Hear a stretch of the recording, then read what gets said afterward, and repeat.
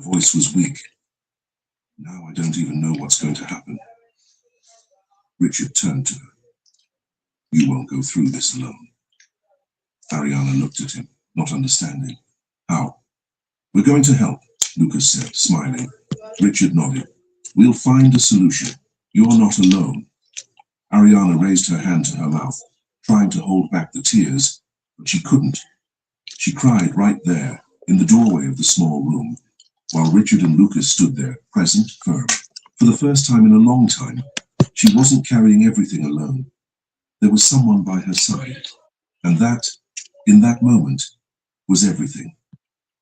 3 days had passed since Richard and Lucas's visit to the apartment. Hazel was fully recovered. The fever was gone, and she was back to playing and smiling. Luna was doing well too, happy with the food Richard had brought. Ariana spent her days at home, caring for the girls, but the fear wouldn't leave her head. No job, no money coming in. The rent overdue. She knew it was only a matter of time. It was a Thursday morning when there was a knock at the door. 3 strong, dry knocks. Ariana was feeding the twins breakfast. She wiped her hands on the old dishcloth and went to the door. She opened it.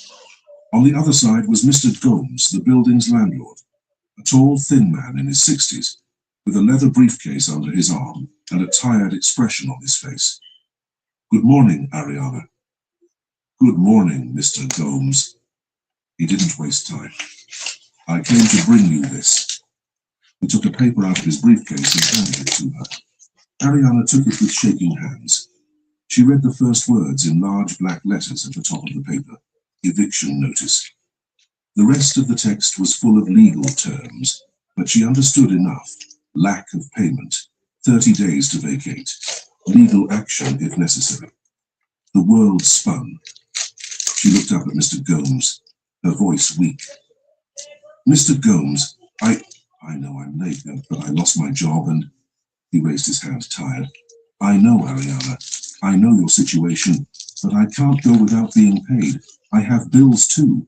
This building doesn't pay for itself. I'll get the money. I swear, just give me a little more time. I've already given you time, 3 months behind. I waited as long as I could. She looked at the paper again, the letters blurring with tears. I have nowhere to go with them. Mr. Gomez sighed. He wasn't a bad man, but there was nothing he could do. I'm sorry, but you have 30 days. Try to find a place. He turned and started walking down the stairs. Ariana stood still in the doorway, holding the paper, listening to his footsteps echoing down the stairs until they faded. She closed the door slowly. She looked at the paper again. No job, no salary, no home. Her legs gave way. She sat down on the floor right there with her back to the door, and the paper fell beside her.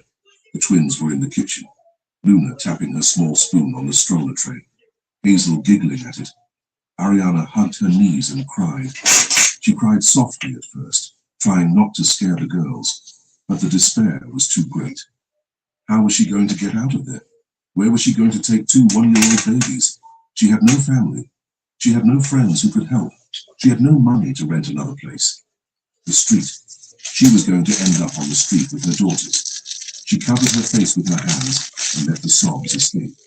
Luna stopped tapping the spoon. She sensed something was wrong. She started to whimper. Hazel looked at her mother on the floor and her face tightened too. Both started crying. Ariana quickly stood up, wiped her face with the back of her hand and went to her. No, Mommy's okay.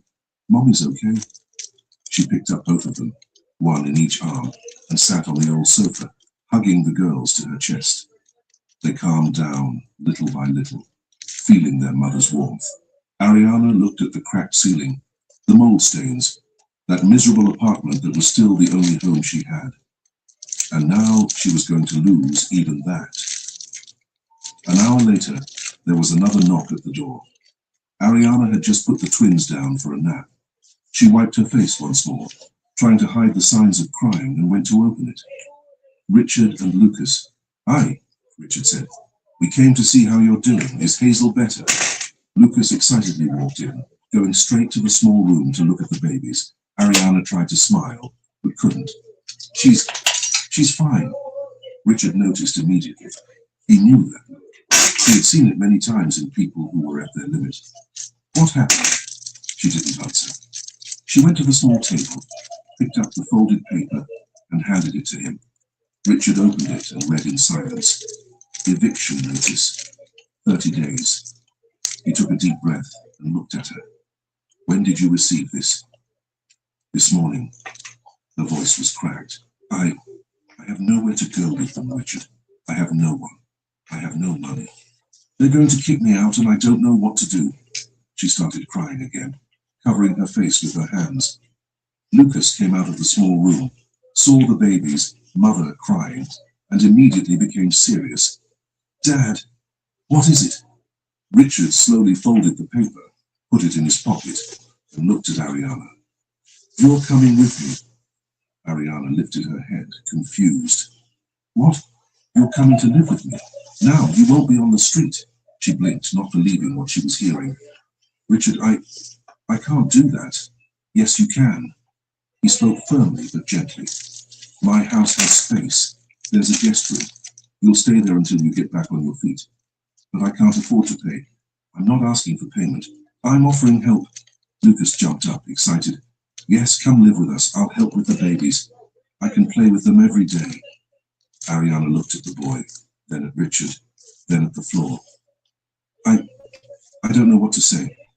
Say yes, Richard said. Get your things, today. She shook her head, tears still falling. But now they were different. It was relief. It was shock. It was gratitude so deep it hurt. Thank you, she whispered. Thank you. Richard nodded. Let's go. I'll help you pack. There wasn't much to pack. Ariana gathered the twins. Few clothes, some diapers, the old blankets, the few toys they had. She put everything in an old fabric suitcase that was already torn at the sides. Richard disassembled the makeshift cribs and put them in the car.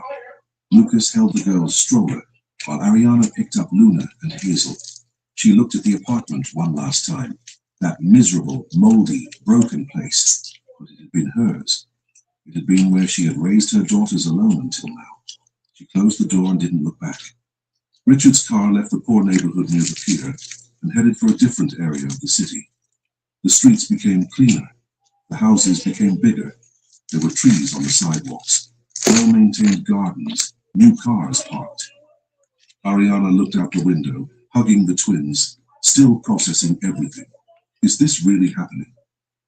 Richard turned onto a quiet street and stopped in front of a house. It wasn't a mansion, but it was nice. 2 stories, painted white with grey accents. A small garden in the front with flowers. The garage was next to it. He turned off the car. We're here. Lucas opened his door and jumped out. Come on, Ariana. Come see. Richard helped her out of the car, picked up the stroller and the suitcase. He opened the front door with his key. Ariana walked in slowly, still holding the twins. The house was normal, simple, but comfortable. The living room had a large sofa, a TV, a bookcase with books. The smell of cleanliness. Everything organized, but not overly done. There was no luxury. There was no gold. There was nothing ostentatious about wealth. But it was clean. It was safe.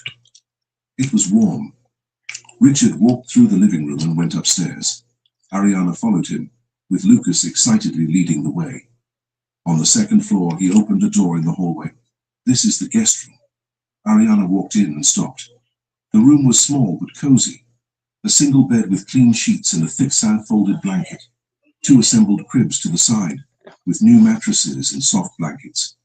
A simple wooden dresser against the wall. A window with a light curtain that let the sunlight in. Ariana felt her throat tighten. You put the cribs together. Richard placed the suitcase on the floor. I bought them yesterday. I thought you might need them. She looked at him, her eyes watering again. How did you know that? I didn't, but I thought it was better to be prepared. Lucas ran into the room. This is my favorite room now. It has the babies. He went straight to the cribs, touched the rails, looked at the blankets. Look, Ariana, they're brand new. And they have little bears drawn here, see? Ariana slowly approached, still holding the girls. She placed Luna in one crib, then Hazel in the other. The two looked around, curious. Hazel touched the soft blanket and let out a giggle. Ariana covered her mouth with her hand, trying not to cry again. I don't know how to thank you. Richard stood in the doorway, arms crossed, but his gaze was gentle. You don't need to thank me. Just make yourselves at home. This is your house now. Lucas jumped. Yes, you live here now. We're like a family. Ariana laughed through her tears. Thank you, Lucas. She turned to Richard. Thank you truly. I'll never forget this.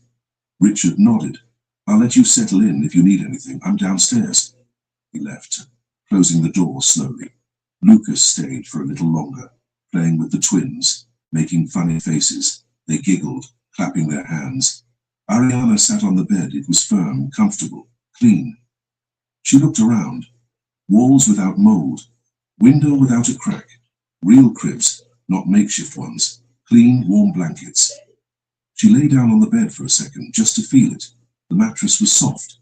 It didn't hurt her back. She closed her eyes. For the first time in months, she felt something she had forgotten what it was like. Safety.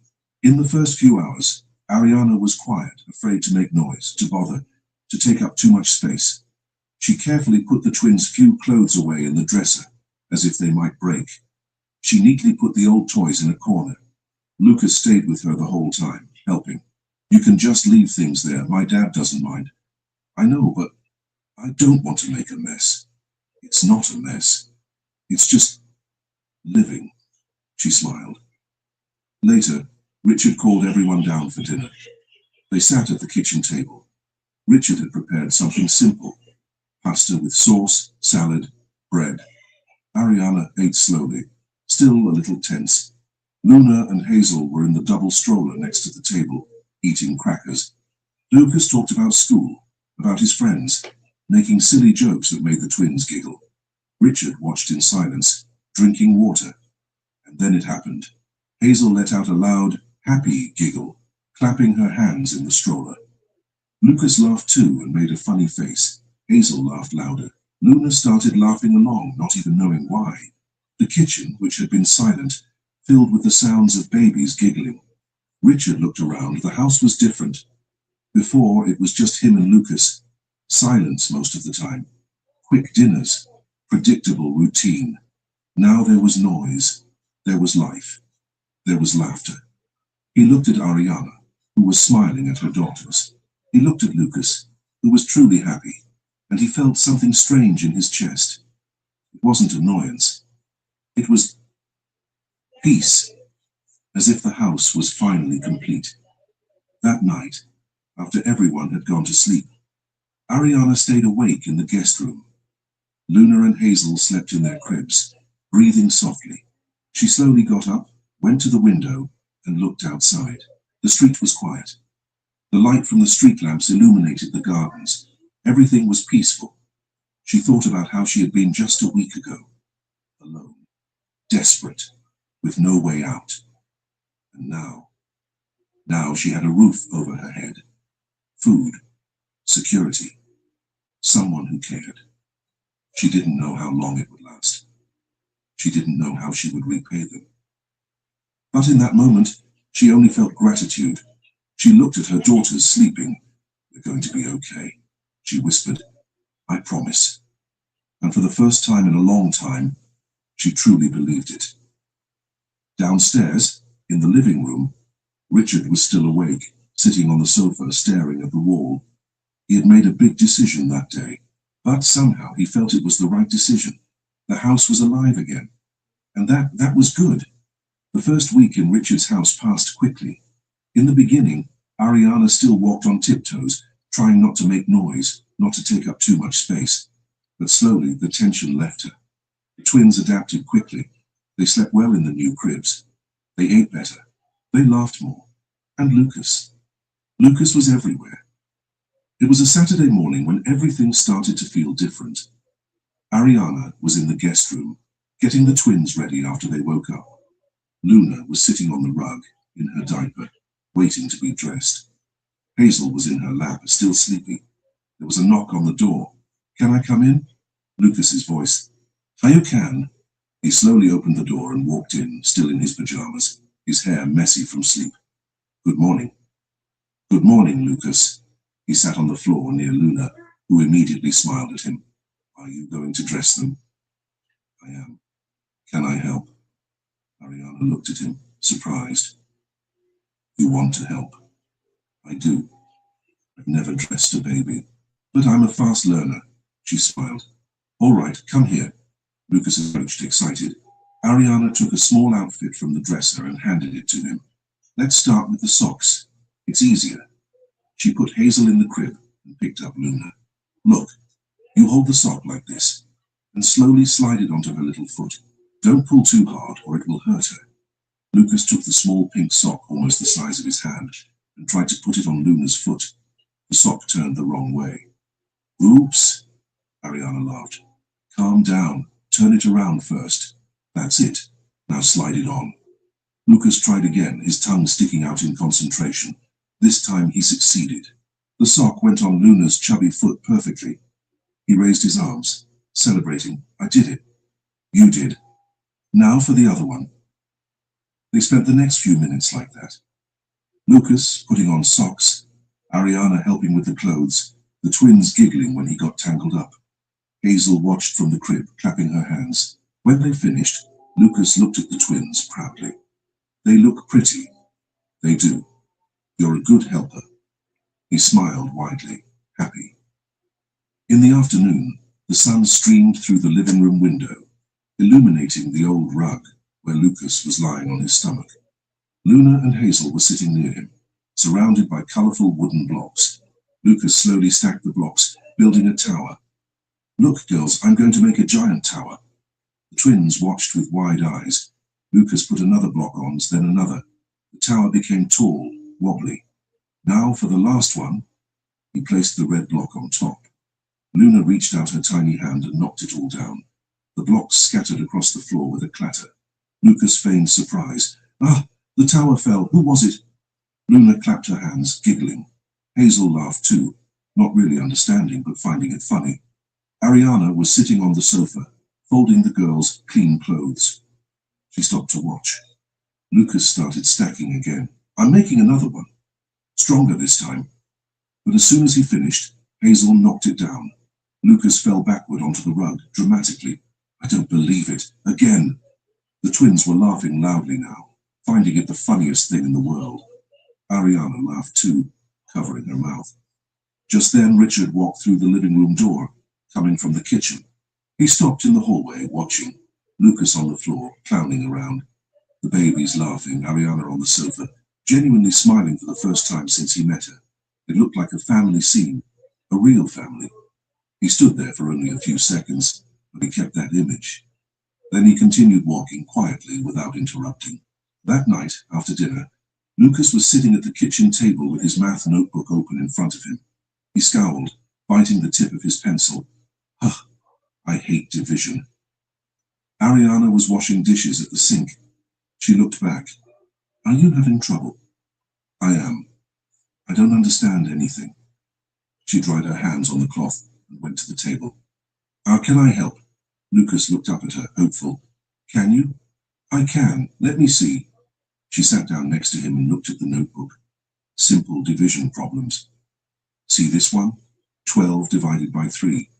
Do you know how many times 3 goes into 12? Lucas frowned. 4. That's right. 4 times. So the answer is 4. Oh, now it makes sense. They spent the next half hour like that. Ariana explaining patiently, Lucas trying, getting it wrong, trying again. When they finished, he closed the notebook, excited. Thank you. You explain it better than the teacher. Ariana smiled. You're welcome. Richard was in the living room, overhearing without meaning to. He didn't say anything, but he felt something strange. Gratitude. Not just because she was helping his son, but because she was there. For being a part of it. Dinners became a routine. Every night, the 4 of them sat at the table. Well, the twins were in the stroller next to them, but they were there, present. Richard cooked. Nothing too elaborate. Pasta, rice, roast chicken, simple salads. But it was real food, made with care. Lucas told stories about school. He complained about homework. He made silly jokes. Ariana listened, laughed, participated. Sometimes she told stories too. Simple things, memories from when she was a child. The twins ate crackers, played with plastic spoons, giggled when Lucas made funny noises. And Richard watched. He didn't talk much. He had never been a man of many words, but he liked to listen. He liked that full table, that noise, that life. The house was no longer silent, and he realized he preferred it that way. One night, after everyone had gone to sleep, Ariana stayed awake in the guest room. Luna and Hazel slept in their cribs, hugging the teddy bears Lucas had given them. Ariana slowly got up and went to the cribs. She looked at her daughters, their blonde hair shining in the faint light coming through the window, their cheeks rosy, healthy, their breathing quiet, deep. They were okay. They weren't hungry. They weren't cold. They weren't sick. They were safe. Ariana touched the rail of Hazel's crib, feeling the smooth, firm wood. Real cribs, not makeshift crates. Real, warm blankets, not old rags. A clean room, no mold, no dampness. Food in the refrigerator. Always. And more than that, there was Lucas, who played with them every day, who made them laugh, who learned to put socks on tiny feet. There was Richard, who didn't talk much, but who was always there, present, firm, safe. Ariana sat on the bed, looking at her daughters. She whispered softly, "So no one would hear. I'll never be able to repay what they did for us." Her voice was choked. "Never?" She lay down on the bed, looking at the ceiling. For the first time in a long time, she felt like she was part of something. It wasn't just her and the twins against the world. There were other people there, people who cared. It wasn't out of obligation, it wasn't out of pity, it was care, it was true kindness, it was family. Not in the traditional sense, not by blood or marriage, but in the sense that they were together, that they supported each other, that they cared. A small family that was formed without anyone noticing. And that night, for the first time since the twins were born, Ariana slept in peace, without fear of tomorrow, without fear of losing everything, because in that moment, she had something that couldn't be taken away. She had a home. 2 weeks had passed since Ariana and the twins moved into Richard's house. The routine was becoming natural. Ariana helped with the house, looked after the girls, helped Lucas with his homework. Richard worked during the day and came back to have dinner with everyone. But there was something that wouldn't leave his mind. Ariana's firing, the way Mr. Coleman had shut the door in her face, the way he hadn't even looked at the sick babies, the way he had thrown her out as if she were nothing. That bothered Richard. It didn't make sense. Ariana was dedicated, hardworking, punctual. She had been late one day because of a medical emergency, one day, and she had been fired immediately with no chance to explain. That wasn't normal. Richard made a decision. It was a Thursday afternoon when he walked into the Harbour Spoon. The diner was busy, as always during lunchtime. The smell of grilled fish in the air, mixed voices, waiters rushing back and forth. Richard went straight to the counter and asked the waitress, "Who owns this place?" She blinked, surprised. "Martha and James Harper." "Why?" "I need to speak with them. It's important." "They're in the office, out back. Let me call them." A few minutes later, a middle-aged couple appeared. Martha was a woman in her 50s, grey hair pulled back in a bun, an apron tied around her waist. James was older, bald, with thick-rimmed glasses and a round belly. "Good afternoon," Martha said, polite, but tired.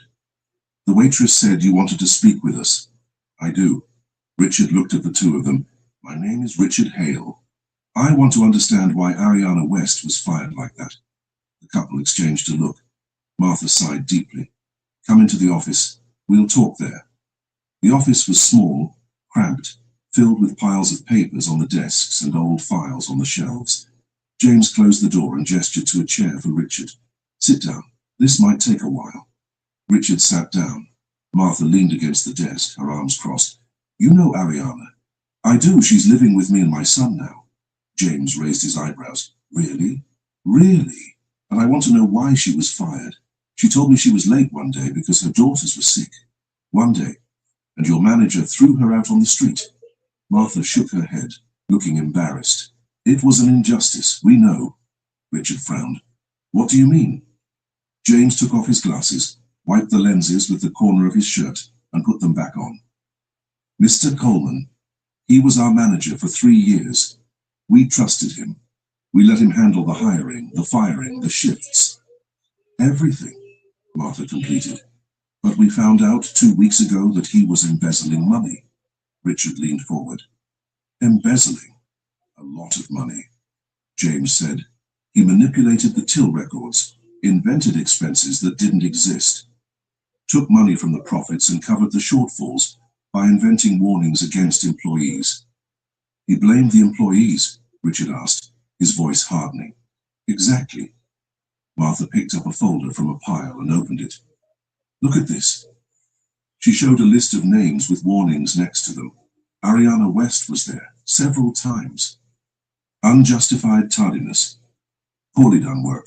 Lack of commitment. Richard read everything, his jaw clenched. None of this is true. We know, James said. When we started investigating, we realized that most of the warnings were false. He invented them to justify the firings and the deductions he made from the payroll. Then, he pocketed the difference. Martha shook her head, looking genuinely sad. Ariana was one of his victims. She never did anything wrong. Quite the opposite. She was one of the most dedicated employees we had. She arrived early, worked hard, never complained. But he fired her because of one late arrival, Richard said, his anger starting to rise. Because he needed a scapegoat. James explained. He was being pressured by the previous owners before we took over the place. He needed to show he was maintaining order. So he chose vulnerable employees who couldn't defend themselves and invented reasons to fire them. And Ariana, Martha continued, her voice failing slightly, she was perfect for that. Single mother, no support, no resources. She wouldn't sue. She wouldn't fight. She would accept it and leave quietly. Richard clenched his fists. Where is he now? He was fired, James said. He's being investigated by the police. He might even be arrested, depending on what they find. Martha closed the folder. We are very sorry for what happened to her. Truly. If we had known sooner. Richard took a deep breath, trying to calm down. Do you want to do something to fix this? The two looked at each other again. We do, Martha said. We want Ariana back. Not as a cleaner, James added. As a manager, Richard blinked. Manager. She held this place together on her own, Martha explained. While Coleman was embezzling money and causing trouble, Ariana was working. She knows the restaurant better than anyone. She deserves it. James nodded. If she accepts, we'll offer a fair salary, decent hours, and a chance to show what she can really do. Richard stood up. I'll talk to her. That night, after dinner, Richard asked Ariana to come into the living room. Lucas stayed in his room playing with the twins, making funny noises that made them giggle. Ariana sat on the sofa, nervous. Has something happened? Richard sat in the armchair opposite her. I went to the Harbour Spoon today. Her eyes widened. What? Why? Because I needed to understand what happened to you. Richard, let me talk. He leaned forward. I spoke with the owners. Martha and James Harper. They told me everything. Ariana remained quiet, waiting. Mr. Coleman was embezzling money from the restaurant. He invented warnings against employees to justify firings and deductions from the payroll. Then he pocketed the difference. Ariana covered her mouth with her hand. What? He used your name. He invented false warnings against you. He manipulated the records. The firing had nothing to do with you being late. He just needed a scapegoat. Tears began to stream down her face. I didn't know. You were never incompetent, Richard continued, his voice firm. You were always good at what you did. You were a victim of a corrupt man, and now he's been fired. He's being investigated.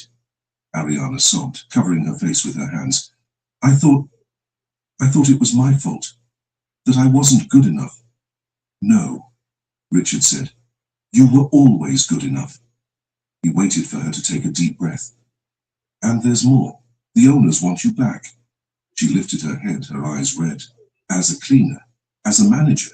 Ariana blinked, confused. What? Manager. They said you held that place together on your own, that you know the restaurant better than anyone. They want to give you a real chance. Fair salary, decent hours. She shook her head, disbelieving. I don't know what to say. Just then, Lucas appeared at the door, holding Hazel. He saw Ariana crying and went to her, placing his hand on her shoulder. Don't cry, you're good. I always knew you were good.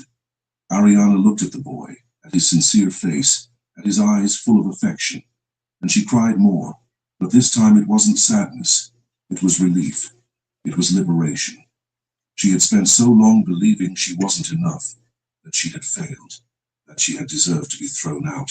But no, she had always been valuable. She just hadn't been recognized. Until now. 2 days after the conversation with Richard, Ariana was in front of the Harbour Spoon. Her hands were sweating. Her heart was beating fast. Richard had scheduled a meeting with Martha and James. They wanted to speak with her personally. She looked at the diner door, the same door where she had been fired, where she had sat on the sidewalk crying with her sick daughters. She took a deep breath. Richard was next to her, with Lucas holding his hand. You can do this, Richard said softly. Lucas nodded excitedly. Go for it. You're good. Ariana forced a smile and walked in. Martha and James were waiting at a table near the window, the same table where Richard and Lucas had sat with her that day, after the bakery. When they saw Ariana, they both stood up. Martha came forward, extending her hand. Ariana, thank you for coming. Ariana shook her hand, nervous. Hi, James also greeted her, pointing to the chair. Girls, please sit down. Ariana sat down. Richard and Lucas stayed at a table across the room, giving them space but remaining nearby. Martha began, her hands clasped on the table. First, we need to apologize. Ariana blinked. Apologize? For what happened to you? James said. We didn't know what Coleman was doing. He manipulated everything. He used you as a scapegoat while stealing from us and the other employees. Martha shook her head. When we found out, we were shocked and ashamed. You worked hard here, Ariana. You never deserved to be treated like that. Ariana felt her throat tighten. I didn't know he was doing that. No one knew, James said. He was good at hiding it. But now he's been fired. He's being investigated by the police. And we're trying to fix the mess he left. Martha leaned forward. And part of fixing that is bringing you back. Ariana looked at her. Richard told me. But I don't understand. Why manager? James smiled for the first time. Because you held this place together on your own. He's right. Martha completed. We reviewed everything. The shifts you covered. The work you did. You cleaned, organized, helped in the kitchen when needed, solved problems. You did the work of 3 people. And you did it well. You know this restaurant better than anyone, James said. You deserve to lead. Ariana looked at her hands, shaking. But I've never been a manager before. What if I can't handle it? James leaned back in his chair. You already handled it, Ariana. What was missing was the title and the recognition. Martha nodded. We're offering you the general manager position. You'll coordinate shifts, train employees, deal with suppliers, and we'll support you. You won't be alone in this. The salary is fair, James added. You'll earn enough to support yourself with dignity, and the hours will be decent. We know you have 2 small daughters. Ariana felt the tears starting to rise. I don't know what to say. Say yes, Martha smiled gently. We believe in you, and we want to do things the right way this time. Ariana looked at the table where Richard and Lucas were. Lucas nodded enthusiastically, giving a thumbs up. Richard just looked her in the eyes and nodded, firm, confident. She looked back at Martha and James. I accept. Martha smiled widely, relieved. Wonderful. You start next Monday. We'll show you everything. Explain the processes. It's going to work, Ariana. You'll see. James extended his hand across the table. Welcome back. The right way. Ariana shook his hand, tears now falling. Thank you. Thank you truly. When they left the diner, Lucas ran ahead, skipping. You did it! You're a manager now! Ariana laughed through her tears. I did. Lucas stopped and turned to her. I'm proud of you. She knelt down and hugged the boy. Thank you, Lucas, for everything. Richard approached, his hands in his pockets. You deserve this. We believe in you. Ariana stood up, looking at him. I never would have made it without you two, never. Richard shook his head. You always had this within you. We just gave you room to breathe. They walked back to the car in silence. But inside Ariana, something had changed. For the first time in her life, she didn't feel small. She didn't feel invisible. She felt seen, recognized, valued. She had spent years believing she wasn't good enough, that she deserved nothing more than to survive. But now she was a manager. She would lead people. She would make decisions. She would have a salary that allowed her to raise her daughters with dignity. She no longer had to rely solely on herself, carrying everything on her shoulders. She had support. She had people who believed in her. She had a real chance. That night, after the twins fell asleep, Ariana sat on the guest room bed. She looked around. That room that had been a temporary refuge now felt like more than that. It felt like home. She thought about everything that had happened in the past few weeks. The cruel firing, the despair, the cold sidewalk, the eviction notice, and then Richard and Lucas appearing like guardian angels, the welcoming home, the new cribs, the food always available, the affection, the support, and now this, a chance to start over, truly, not just to survive, but to live. She looked at the twins sleeping, Luna with her arm thrown out of the crib, Hazel hugging the teddy bear. They were going to be okay, Ariana whispered, for real this time. And for the first time, she didn't just hope it was true, she knew it was. Because now she had control over her own life. She was no longer a hostage to circumstances. She was no longer tossed around without a choice. She had a real job, a title, responsibility, respect. She had a family, even if it wasn't in the traditional sense. She had support. She had a roof. She had security. And most importantly, she had hope. Ariana lay down on the bed, looking at the ceiling, and for the first time in years, she genuinely smiled. A smile that came from within, that came from the certainty that the worst was behind her. That came from the feeling of being finally in control, and that was freedom. 3 months had passed since Ariana started as manager at the Harbour Spoon. She woke up early every day, dressed the twins with care, worked all day coordinating the diner, solving problems, and returned to Richard's house at the end of the afternoon. The salary arrived every month, punctually, sufficient. For the first time in her life, she could save money. In the beginning, it was just a few bills. Then it increased. She kept it in an envelope in the drawer, counting it every week, doing mental calculations. Rent, deposit, basic furniture, the girls' expenses. It was enough. For the first time in her life, it was enough. It was a Saturday morning when she shared the news. Richard was in the kitchen preparing coffee. The warm smell filled the whole house. Lucas was drawing at the table with crayons, his tongue sticking out in concentration. The twins were playing on the living room rug with colorful blocks, laughing loudly when they knocked down the towers they built. Ariana walked into the kitchen, nervous, holding a folded paper in her hand. Richard, I need to talk to you. He turned immediately, his expression concerned. Has something happened? It's nothing bad. She took a deep breath, gathering courage. I managed to rent an apartment. Silence fell heavy in the kitchen. Lucas lifted his head from the table, his eyes wide. You're leaving.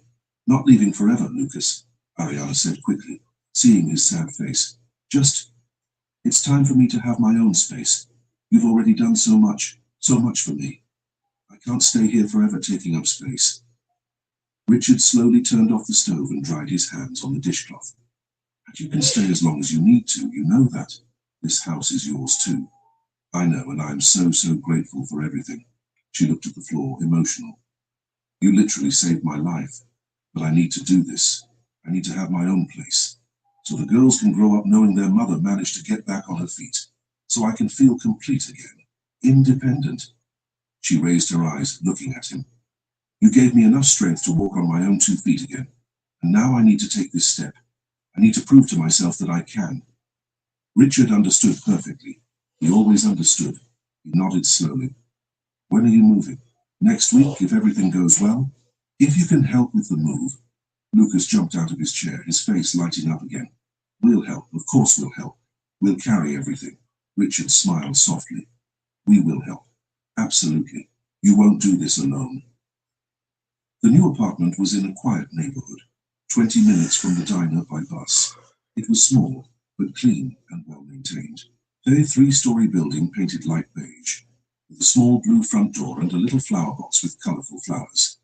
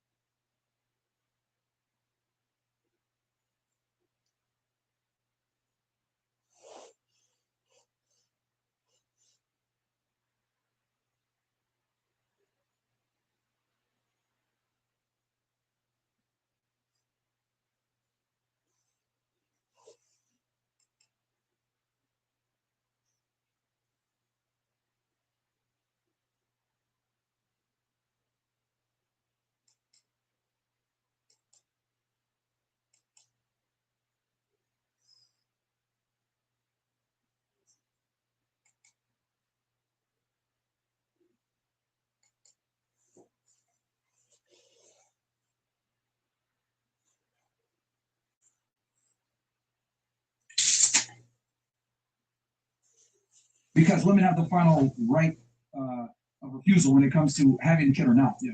So you can't put the accountability on someone that doesn't even have the choice. It's the woman. So you're wrong in every way. I don't think I'm wrong. I just logically Just walk you because through. just because a woman didn't want to abort, that gives the man the right to just bye. I'm out of here. What? Okay, we're not correlating here at all. Okay, I said men are better than women at everything, right? And then they said, oh, well, women are better parents. And I said, technically, that's not true either because single dads do better than single moms. Statistically proven. Then you made the example of deadbeat dads. And I was like, well, technically, it's not really on them, it's on the woman because the woman has the final say. They have the accountability because you're trying to say, oh, these dads don't have the accountability. No, I see your perspective.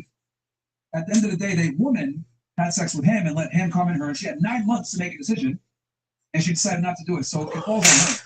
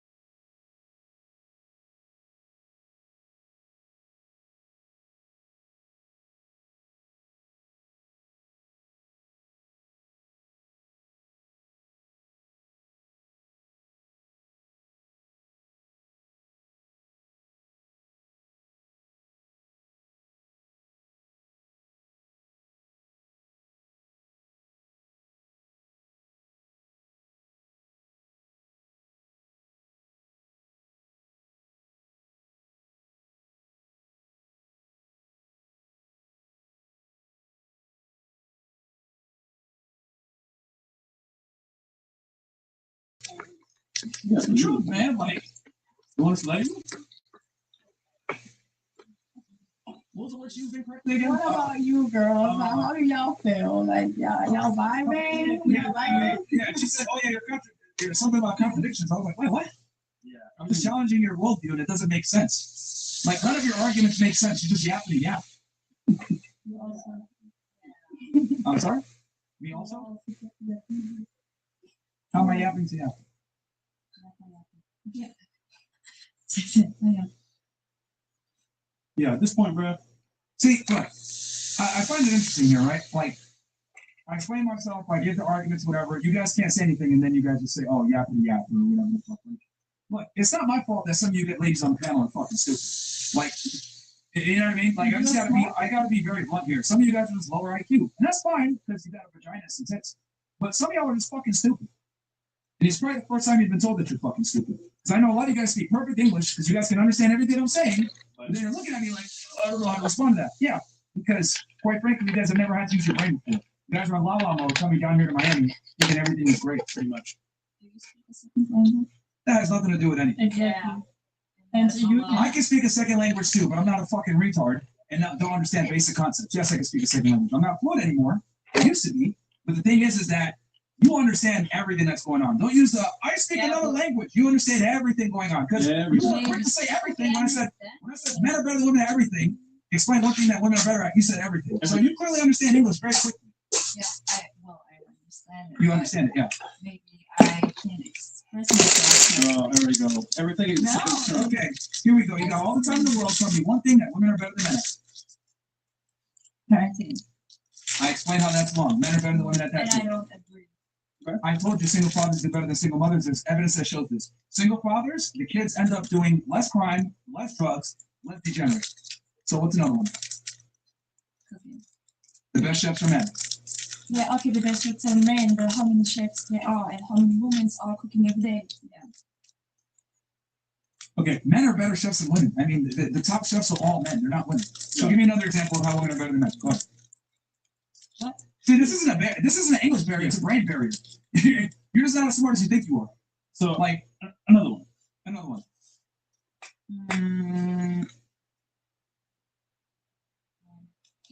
We're better at respecting other people. Well, you're just calling me dumb. I didn't call you dumb. Oh, you're right. No. Well, you guys have been disrespectful to the show and very dismissive and shit like that. Pretty much. Your dumb friend over here said, "Yep." She don't even understand. Know what the fuck's going on here. Like, bro, her brain. If you would like to see, like, see through being a fucking monkey going like this. The fucking with the bells. That's what's going on in her brain. Like, like, that's what's going on in her brain, bro. Oh, man. This is the worst panel since I don't know when. Yeah, like, Holy shit! Like, I see why they're single, man. Yeah, it's just like, and then they're trying to say language barrier. There's no language barrier. There's a fucking IQ and brain barrier. That's what it is. Some people are just not intelligent. That's fine. So don't come in here and act like, oh yeah, we're smart, blah blah. Y'all are retarded somehow, bro. Especially Dominican right here. Don't just fuck. I'm not an American. You have an American passport. I'm not an American. If you got an American passport, by definition, you're an American. What the fuck? Retard. Like, I knew right there, I was like, this girl's fucking double-digit IQ. Contradiction. Like, if it sucks so much, take your DR passport and go over there. Go back. Go support your shitty ass single country, man. What the fuck? But as soon as she said that, she was like, man, we're dealing with some fucking retards here. Imagine carrying an American passport and then telling them you're not American. In any case, Ladies, you gotta respond in a favorable way because you got people watching here, man. First question, sir, if you guys can answer is like, this has been full of teeth, bro. a brick wall, yeah. Yo, honestly, like, at this point, yo, you guys are lucky you got vaginas, bro. If you guys were men with this IQ or this level of, comprehension, you guys are living in fucking poverty. Yeah. That's a lot. I can see why your guy left you, and I can see why your guy left you. You guys are quite just. They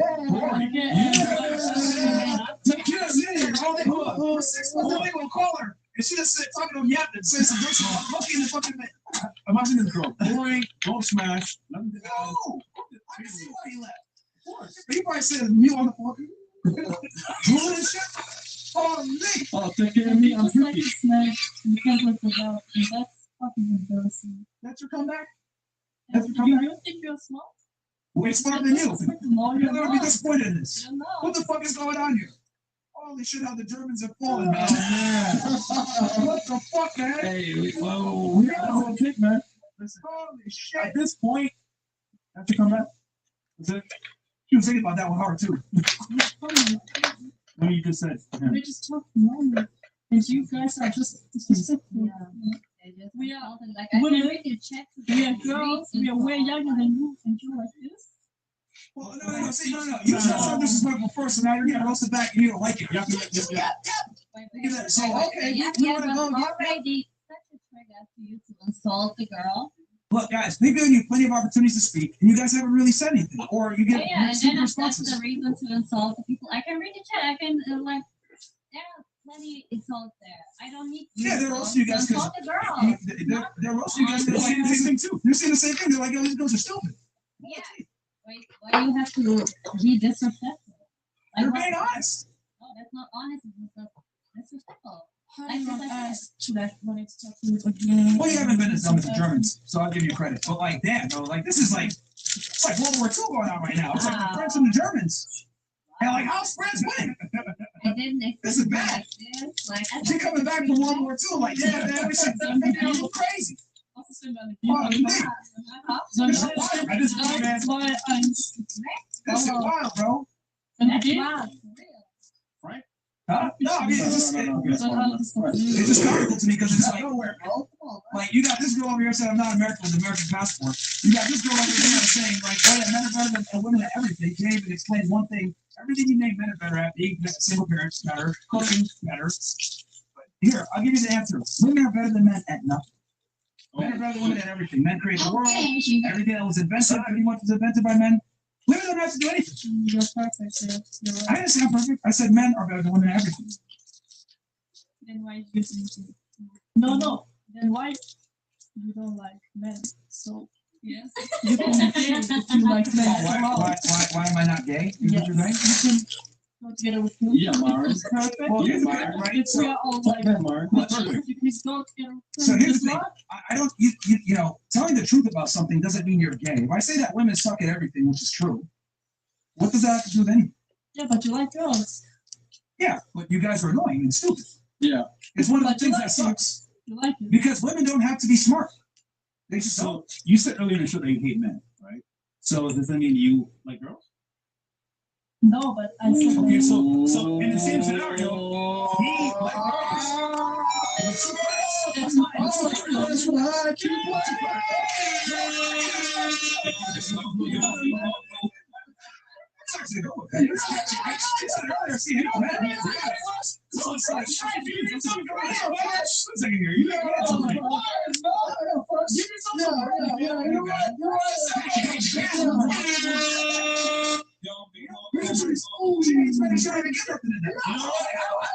She fucked him or something and he left her, but she didn't give her nothing. She said, you know what? I just wasn't. Bro, could you imagine? For 6 months? Maybe don't do that. Could you imagine? Could you imagine talking to her for 6 months? Just her on the line. And just on the line.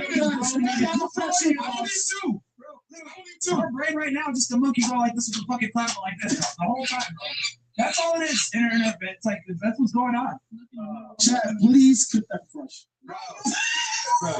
No. Yo, That's the hat, nigga. how did Germany fall so bad, bro?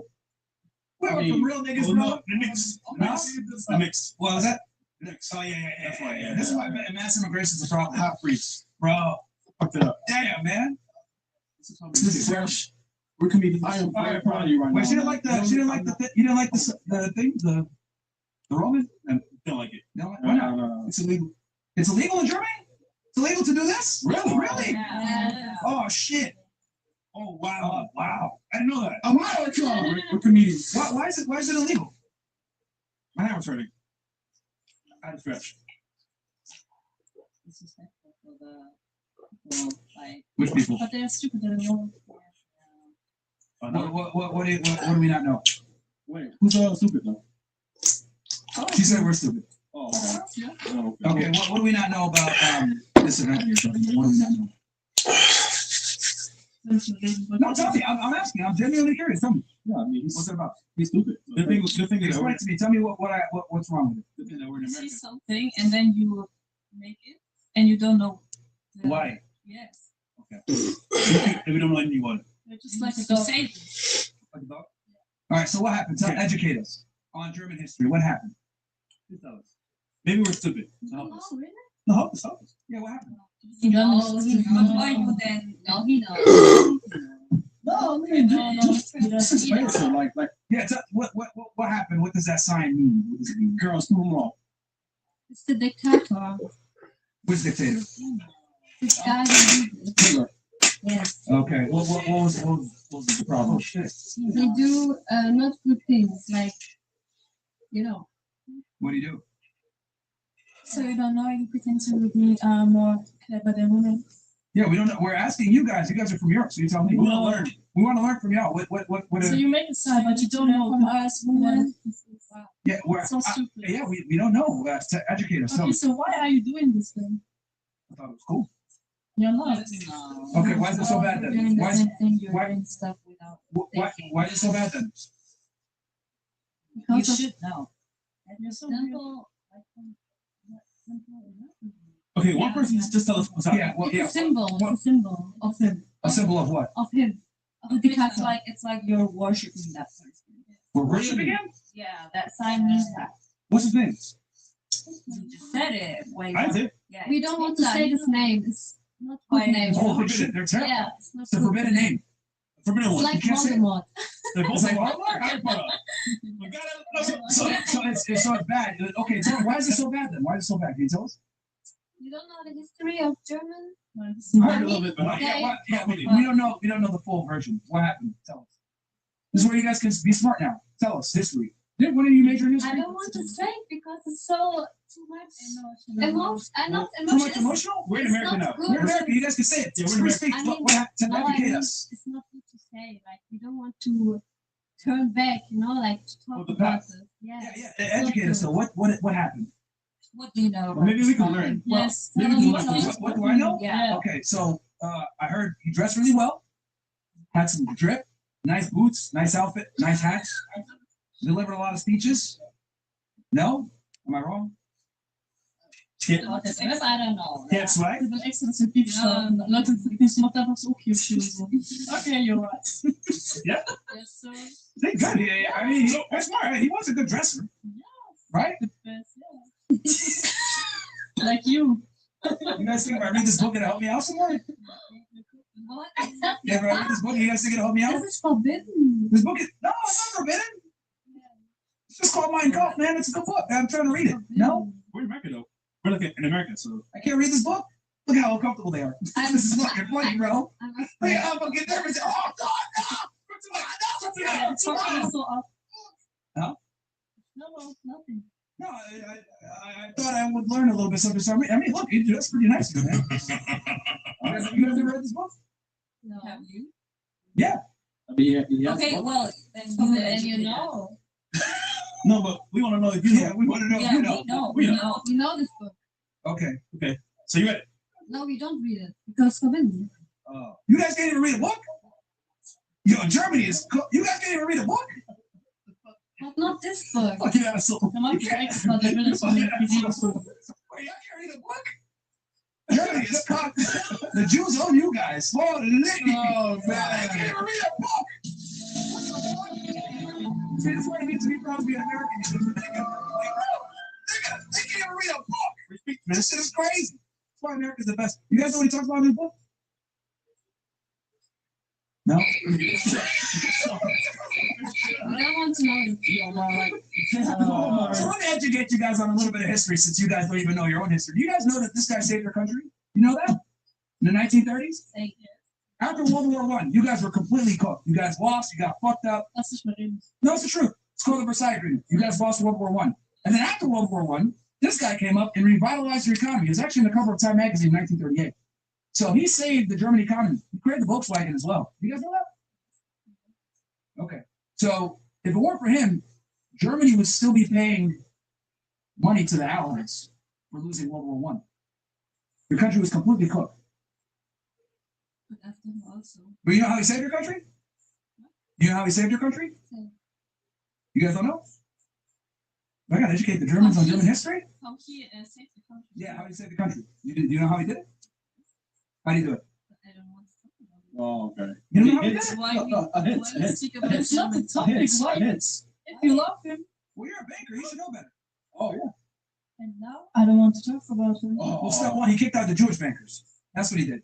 And then he made a labor-backed currency, made everybody, have families. He gave them, stipends for having kids. Multiple kids. And then, became the strongest economy by the 1930s, late 1930s, 1940s. He didn't actually want to go into World War II, by the way.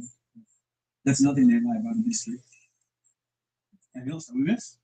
Yeah, I know more about your history than you guys. We know about We him. didn't talk Well, you about can't read the book. What do you mean? Mexico. You can't even read the book. Oh, man. Yo, this is hilarious how uncomfortable they are. You know, man, This is fucking hilarious. like, Yeah, this is kryptonite, bro. Oh, shit. There's no more. Yeah, now. There's a big one. I summon you, Zoya. Yo. Okay, let's go to chat, man. How you guys Hold on, bro. Niggas in this good TV. They're so fucking so right now. Oh, man. We're wrong. Oh, man. Yo, Germany's a failed nation, bro. Yes, cook. You guys used to be real niggas, bro. Now you guys are. This is what I hear, man. Yo, you got Russians and Iraqis invading you guys, bro. Oh, the nigga. All right. We'll close this thing out. That was it. I'll tell you this. That was entertaining. That was the best part of the show. I'm not gonna lie. I've never seen out. You can't do that. You can't do this. Oh. Bro. For DRs, more wolf. The Dominican looks like a fat beat Barbie. Oh, that baby. Oh, a fat bad baby. You have anything you want to say back to him? Y'all fucking stupid, man. Like, y'all corny, grown ass man behaving like this. Cool. Also, chat. Cool. Really, nigga? You have a bunch of yes men around you, like, for real. Like, Us? yes, you. Wait, the chat? When is this shit done? Like, I didn't sign up for this shit. I mean, you won't leave it. Like, Well, I mean, you can leave. Yeah, you can. Yeah, man. All that. Girls, you won't leave it. Like, Yeah. No, girls, like, these men are embarrassingly. embarrassingly what? Yeah, You embarrass yourself. Yeah, you embarrass yourself. You embarrass yourself. I ain't gonna lie. You embarrass yourself. Some people. Oh, yeah, long time. Don't let the door embarrass you on the way out. Oh, yeah, long Es geht, time. Chat, wenn wir kommen, das geil, wenn ich komme. Take it easy. I'll see you later. Also, you'll leave too? She got no ass, bro. Yeah. All All right, the rest of you guys are out too? All right. I bid you guys all farewell. All right. You guys go ahead. Wait, hold on. Malone waits till they leave. Like, clearly, like, they're getting up, so don't do too much. Girls, if you want to leave, it's fine. If you want to stay, it's fine. Like, we all men at show soon, so up to you. Are you leaving? All right, cool. All right. If you want to leave, it's fine. Oh, yeah, all right. Yo, Europe is so cucked. Yeah, The Jews own you guys. Literally. This is I can't read my God. No, she's That's one of the she house, don't man. leave, man. Like, Hey, don't come to me. Hey, let's run it on. She's ready. She's ready. Okay, let's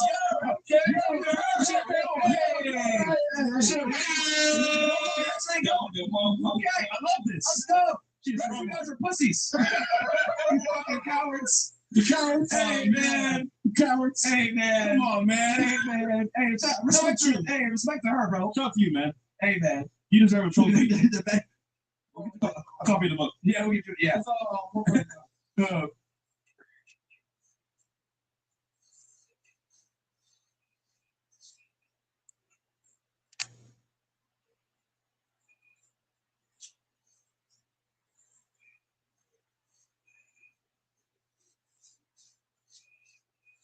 Hey, 3, 2, 1. Welcome back to the next chapter. Right now, it is a 1-1 series between Team Lance and Team Bees. We're getting into our first 3-on-3. This game is going to 50. There's 5 players that are active on both sides that can sub in at any time. So this is the first team game that you're getting to coach here on the next chapter. How do you feel about that? And also this squad. What do you like going on over here? All right, we gotta win. I'm feeling real confident in this. We got those over here. They scared. We ready? His first team game of the season last time. Pretty sure Rio started off. Say so. Go ahead. Say something. Well, this game right now is for 5,000 going to 50. Leave a like on the video right now. Subscribe to the next chapter. And remember, June 6th. Lance Stevenson, Michael Beasley for $100,000 live on CNC.com. Go grab your tickets. Welcome back to Chapter 2, Season 2, Episode 3, or 1v1 to 100, featuring Team Born Ready and Team We the Ones. ABC crew in the building. What's going on, fellas? Technically, Rob versus Cam Smith. This is a 1v1. The first game, technically, only great call. How you feeling about that, Mills? You just so locked in. Yeah, I'm locked in. I'm just interesting matchup here. I'm excited to see Rob play once. Yeah, for sure. Oh, they subbed out. John versus Rob. This is a 3. Fellas, it's not 1v1. What is this? What information did we get? Nothing.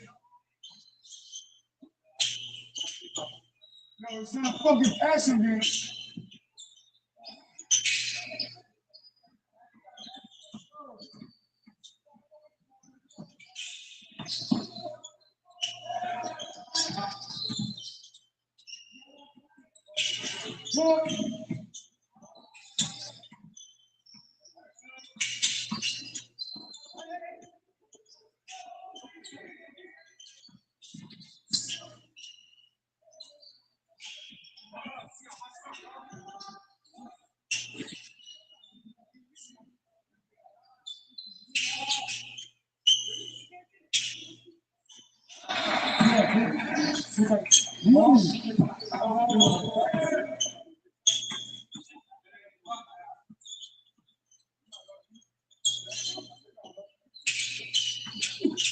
Oh, whoa. Yo, that's just flagrant. God damn. You're too strong. You're too strong, bro. God damn. And one. And one. Two women. John is going to be a much needed X factor for Team Born Ready. He can crash the glass, he can finish, and he can shoot the spot up 3. Where? Where? Where? Where? Where? I know a dog when I see one. I know a dog when I see one.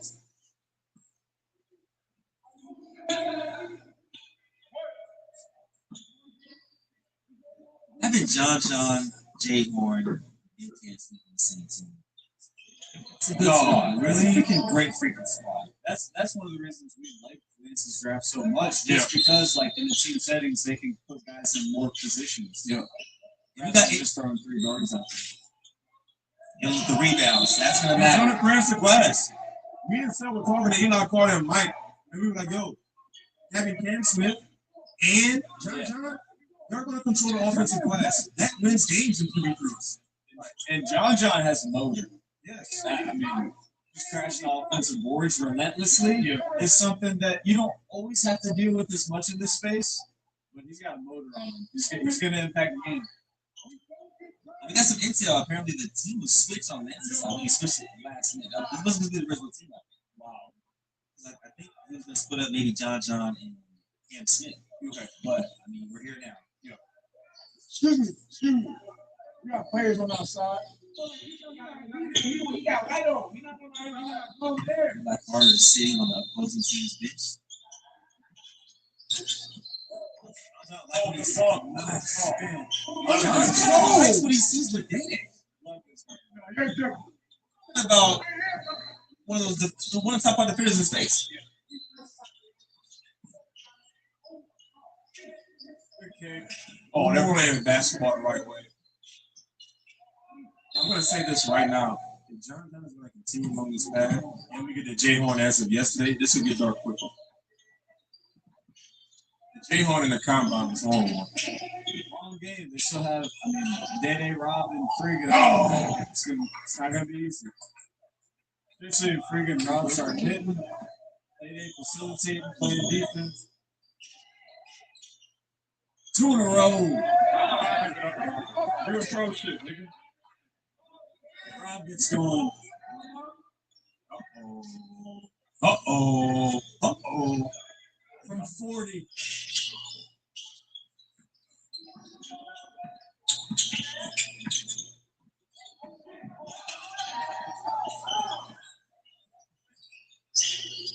like to see is set one screen and see if they switch. And the reason why I say that is as the attack screen right now. The reason why I say that is see if they switch is because next time now the adjustment will be to slip everything. Yeah. Easy layups. Help side help, you pick the three guy beat up. Because you can't guard a switch. It's hard to guard a slip. Yeah. Because the low guy has to tag. You gotta pick what you want to leave open. Good voice. Yeah. I will say, Jalen was just mixing this number. Yeah, he was. He looked super sharp in the combine.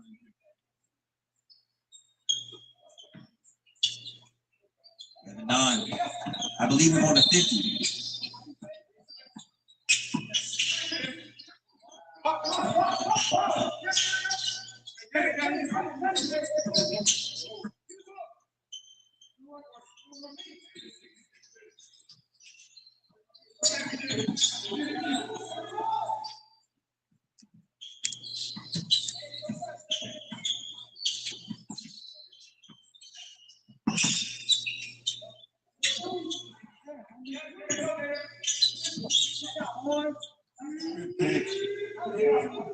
Can we say we all predicted dark horse MVP?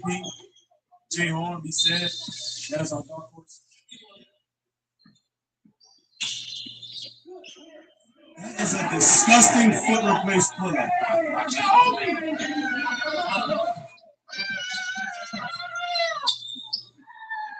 Too much so. Spread Jay Horn. One-on-one. Can't get someone else. Hezzy. Oh my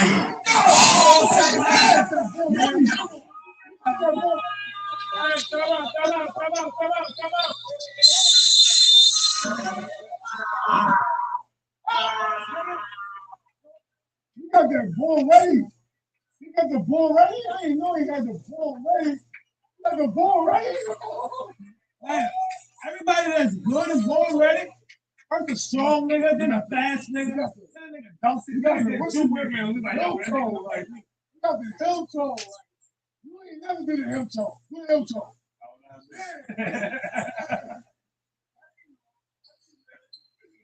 My kryptonite, like that. I can't dance. I'm going home and work on my shit. What? Man, watch that. He'll come to a great seat and he gonna flip it. He's so worried about you. Hey, keep going.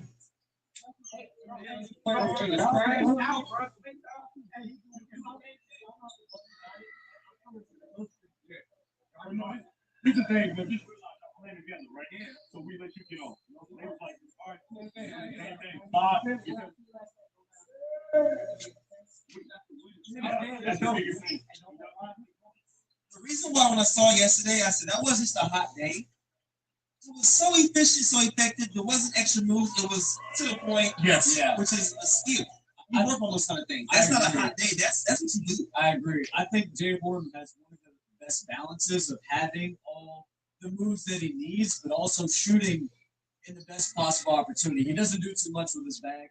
He's always very efficient, never gets outside of himself, and he just shoots the ball really well in all scenarios. Fade away, off glass, you see the skill, the touch.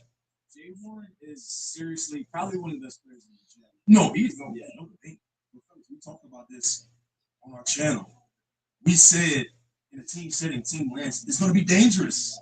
You know, I feel it's very early in the game. Very early in the game. Runs are going to be made by team leader ones, but it's looking like everything we said in terms of offensive rebounding, Jay Horn being the catalyst of the team, is coming to fruition. And the main focal point of Lance's draft was just the cohesion, the team composition of having a wing and a big.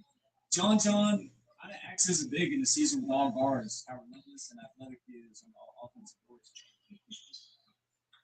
You look nervous, boy. You looking nervous. Yeah. You looking nervous.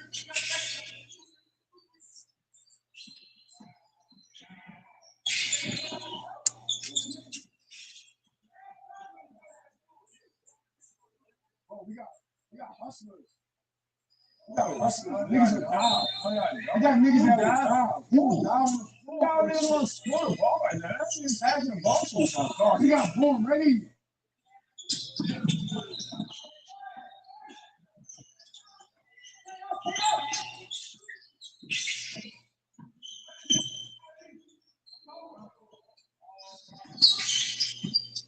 the composure of the box. Now react to that no problem. Love that. Swing it, move it. You don't want to attack Rob.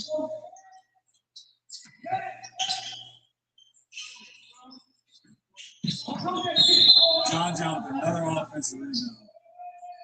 Too many second, third chances. Steve, for team wins. You've got to get a body on someone and crash the boards. Team Beasley needs everyone on the board.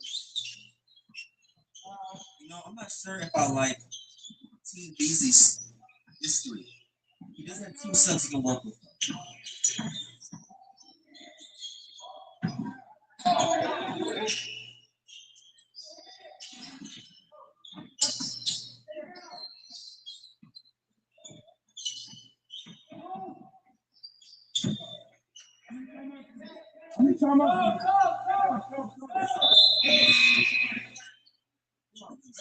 Tajay is Out comes Day. Out comes Kim Smith. And in comes B-Loss, MVP. B-Loss makes his free good. This is from the MBD Discord. History has been made today, fellas. A Discord member is officially making his TNC debut. I feel great. Proud, big brother.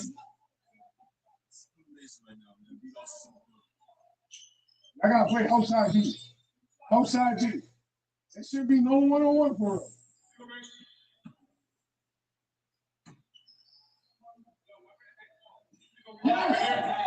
Yes.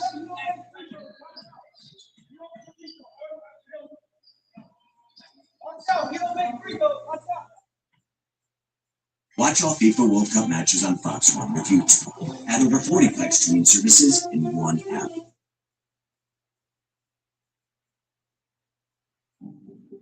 Ever heard the wisdom of the crowd theory? It says the collective brain power of a group is smarter than one lone expert. Should we test that theory?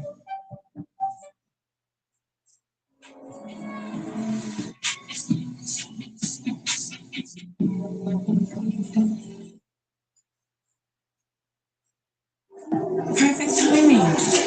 Party's on.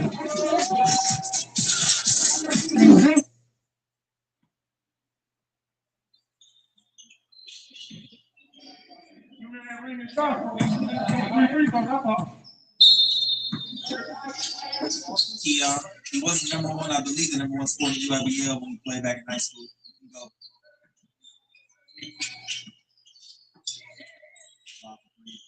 I really like that possession. Before then, they were kind of this ice swing. I like this composition. Keon drive kick, beat off drive kick. Rob.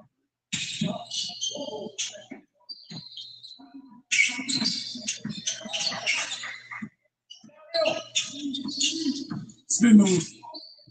Well, I say he's too small. So it's yesterday. Yes, we did. It's exact matchup. Yep. And I'm gonna be totally honest with you. There's not a matchup I like. I also really like the Jay Horn match. Oh wait, no, that's worse. Yeah.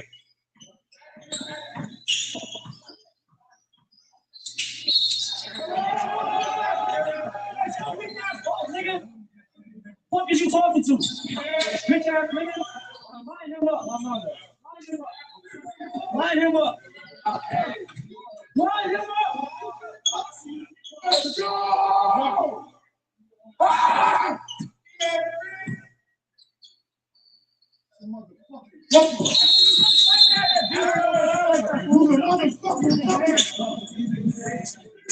Crazy as shit. They crazy as shit for you to stop talking, man. Halftime. I don't know if he beat Austin in this game, sadly. No, he can't. No, seriously. Just off matchup. Yeah. Yes. Even if you were guarding someone initially, you're gonna get the switch. I think you see how he does against Tajay. But even if he guards Tajay, they're gonna put Tajay in that action. Come here. But I think his matchup for this season, if it's going to be in a team setting, for him to guard is Pat's so wavy. Like if Pat is in there, that's when you throw Beatles out there because matchup wise, he can guard, you can check up that situation. But if I'm gonna have Jim on 6'2", 6'3" body, if I'm gonna have John, Cam Smith, those guys, he's just matchup wise. Those are all wings. Yeah. John's a 2, maybe combo guard. Plays like a 3, with his motor and athleticism. And then Jay Horn is, 6'3". So it's just tough. Like you said, I just think like even the bench on this side, like you said, I think these catches are That's the matchup. What we did know is they were going to attack you. What they don't know is how you want to ball. Right? It's cool, niggas. It's basketball. You good? Hey, we got to figure out day one.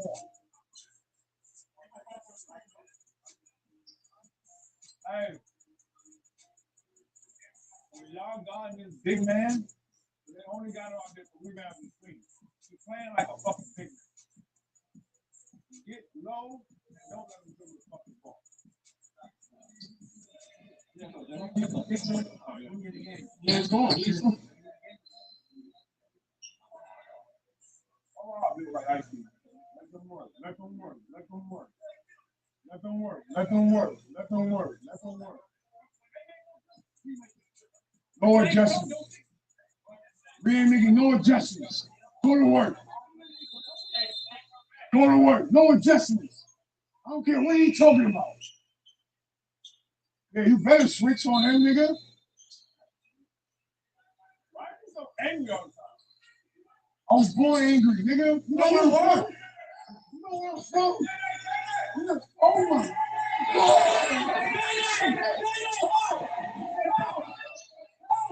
Help! I need help! Help! Help! 3 things are certain. Death, taxes, Jay Horn right now. But we're going with John. Drives, kicks. Tajay for 3. Oh, board. You have the kick, but John wants it instead. I don't like that. They had to kick it back to Jay Horn on that one, on the old board. It's hot. And 1. They're from Danny.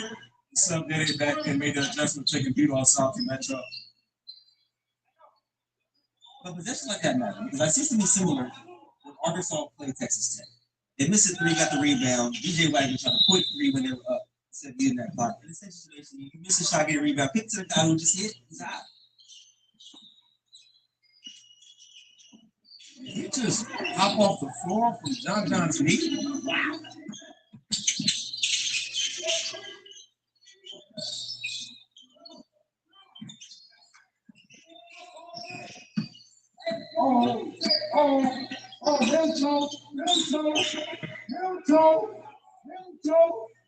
Milton. Oh my God.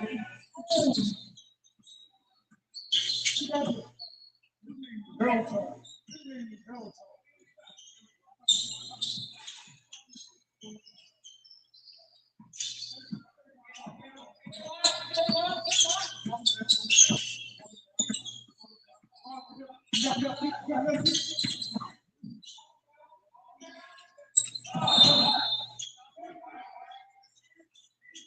What I will say is, I don't want to get too isolation yet. Because one, it may get him out of rhythm if he starts to miss, and his teammates will get out of rhythm immediately. The last thing you want is that cool symbol next to your player icon.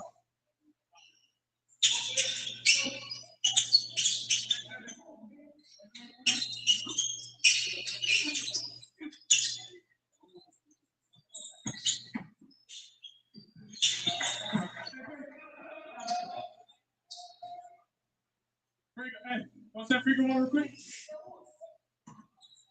All right, they're going to seek out a switch here. Otis and Dede's in the post. He's hunted immediately. Yeah, he's hunted immediately. Yep. Dede. Right He's hunted to the rim on immediately. Motor. Yeah. You're going to have to support that. It sucks that he hasn't played yet. You're going to put your team at disadvantage. You kind of have on the beat-off situation, you got to sub on out. This technically would be beat-off being a coach. Yes, but agreed. If I'm busy, I'm not putting beat-offs in. What? A beat-off matchup? Right to the rim. Oh! I think that all of them off guard, they're able to just take it and go off and check up.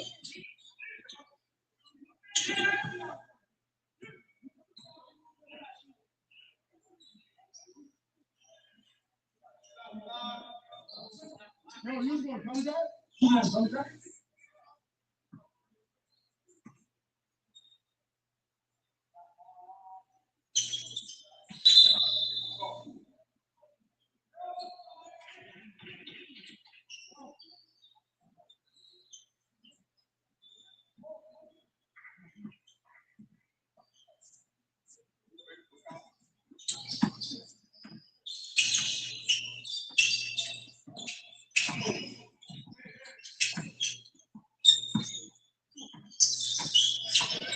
Yo, where's the shot clock? Where's the fucking shot clock? Oh! God, it's time. Hey, J-Horn, this is your fault. It's not on me. I came in the first school. It's not on me. Hey,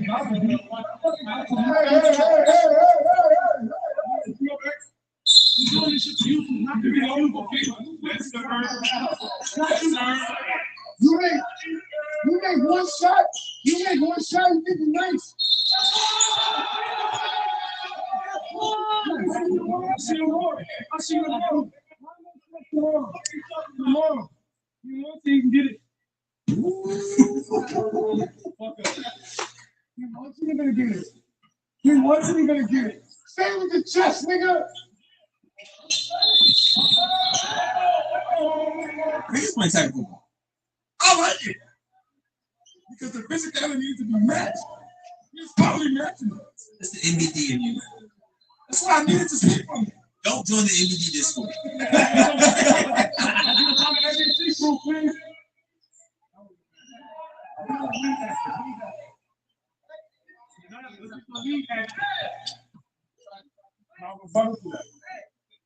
You the ones, y'all the ones came in here screaming about being dogs and being tough, and now y'all want to fight?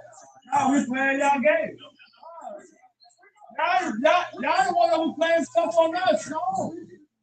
Y'all dogs. We didn't say we was dogs. We was ready to play basketball. Now we playing your game and shit. No, nigga.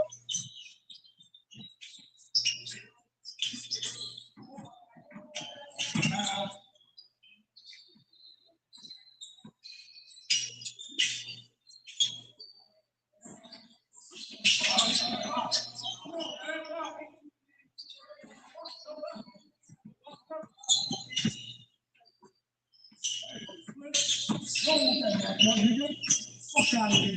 You rocking that up. Shot right there.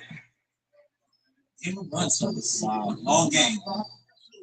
This is like a 14-0 run here. Started with Frigga. Off a pin down.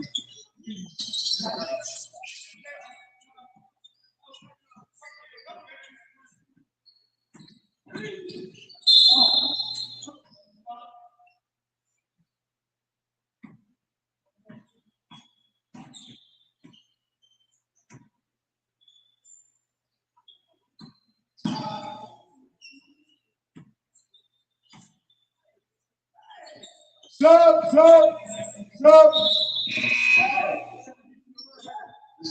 They order quick breather here, very smart. Yes, finish the game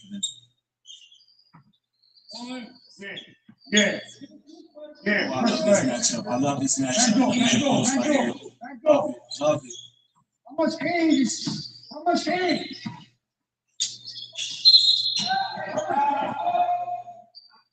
Bro.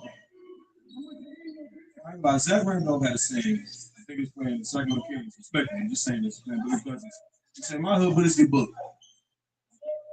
And if you go back down and do that, I should be able to match energy, correct or no? Zach, I'm asking. Let's talk about the NBA chance. I think She about NBA chance. Yeah, that's what I'm saying. And I'm talking about 2 teams about NBA chance. Multiverse. 32 up in the multiverse.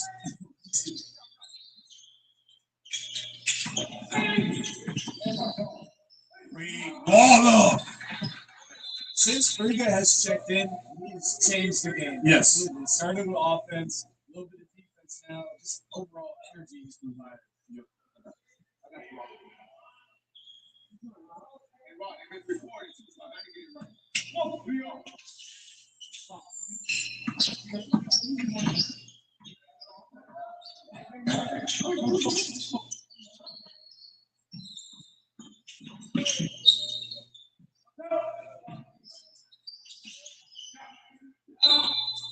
Push.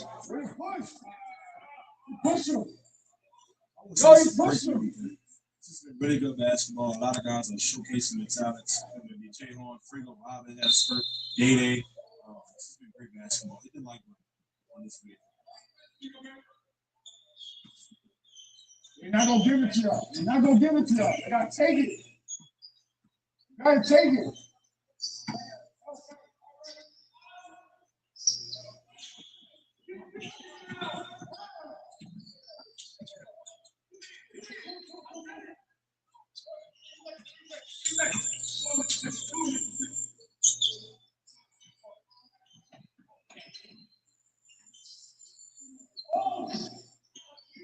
I'm telling you right now.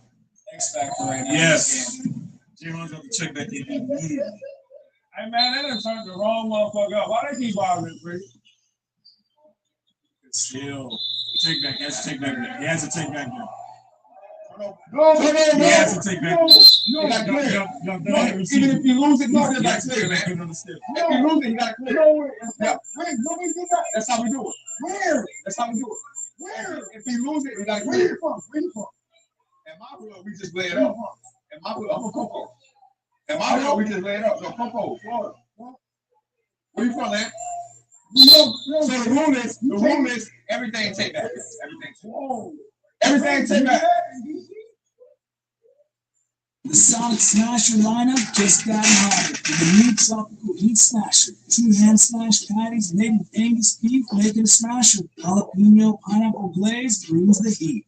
It's Hot Smasher summer for a limited time at Sonic.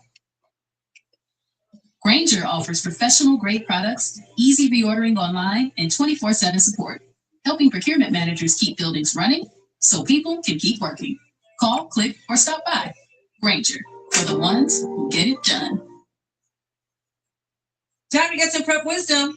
Choices, choices, choices. And by midnight, they might all seem the same. But there are differences, just like injectable prep options. There's more to consider than the dosing schedules. Know what to ask your doctor. Get PrepWise.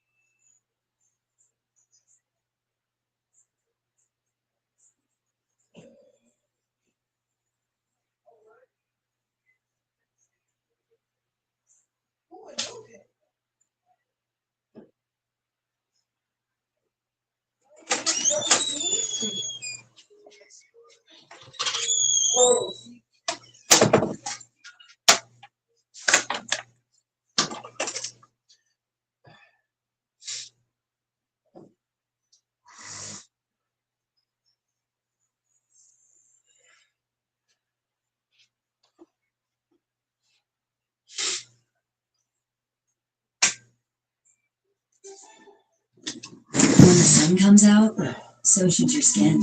European waxing. Smooth, done right.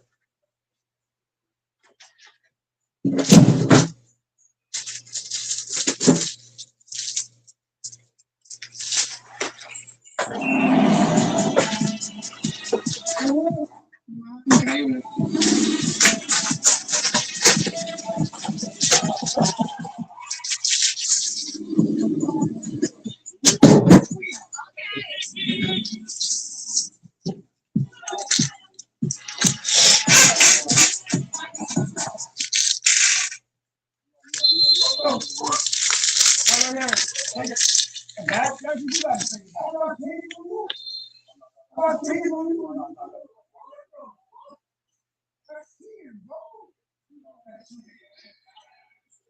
Come on.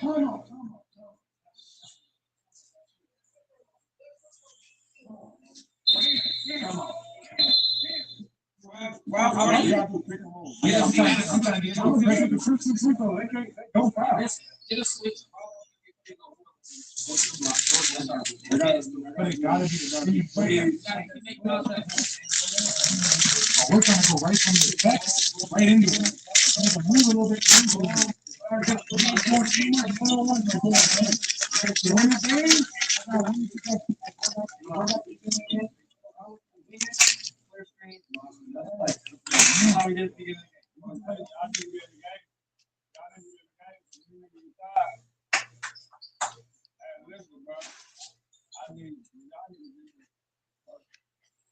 We know we can fucking offense is all hot, man. Hey, y'all do what y'all do. You guys turn up. I'm not gonna lie, fellas. I want to say this. I know what you're talking about. The amount of gazes that we get for like confirmation of a call or like when something's going on, like y'all don't feel that? Yeah. Like every time somebody they won't answer to us, like I don't know. I guess they're on like accountability channel.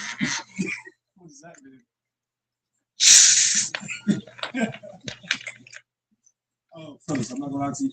Jalen needs to check in immediately because his game is going to start to slip away a little bit if he doesn't. If they need some type of structure in order to score basketball, and I think he's in the game, he gives him that. Frigg is on the field right now. Yeah. So we Not verbally, but we did just get confirmation that Frigg and Jalen is happening this season, 1-on-1. That's 100% happening now.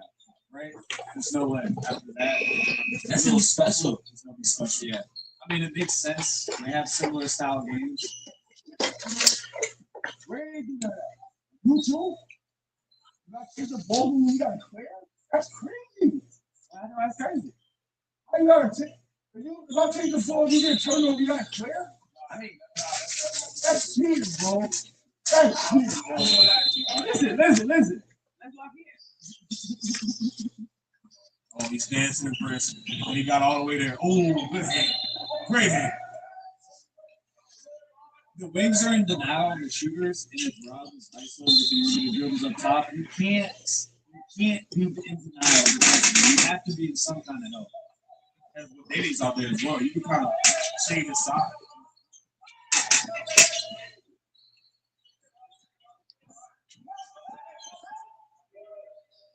Great. Oh, they didn't hit it. What a play. Dug down, kept the ball in bounds. Rob working on J1, drives. Oh, he's on 10. I was just saying, if he drives, you got to help because he's a shoulder kick. But you have to. You can't be in denial with Rob if you don't know dribbles in the middle. Right here, you got to be in help. Dino has to help down here. Shade him to the middle, J1. Shade him to the middle.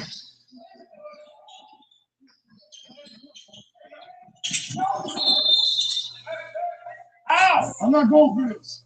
I'm not going for that. Fuck, man. What the hell went down there? I'll trash. Talks around about not getting into the emotions of the game with the referees to see how it plays out. You like this? I'm not going for that. You gotta do this, son. You gotta be quiet, man. Get up. Yo, we need buckets. We need buckets, Shane. We need buckets. We need buckets. We need buckets. No. No, go to work, bro. Go to work. Just clean it up. Just clean it up. Go to work. Come on. Help, help, help, help. You help.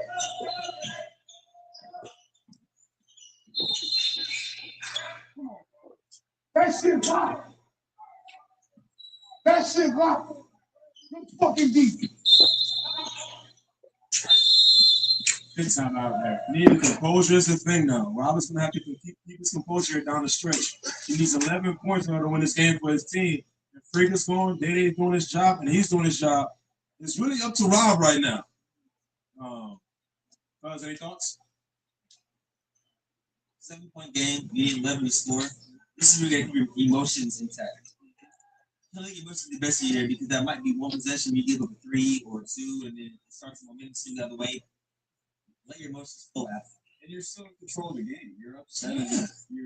You're in control of this game. Just keep the momentum on your side. Sometimes you can give the other team momentum just by the way we react emotionally. But just keeping the momentum, staying in the field. I think they finish this game. I think you keep isolating Rob, and he's got to be ready to kick. But I say that because Team Lance is not really shading to the help. You know, they're not really. They're just kind of leaving somebody out to dry to run Rob with the dribbles. I would like to see a horn set from this team. To see if they can get J. Horn isolated in a better spot than just walking down into that 3-point line off his rhythm dribbles. I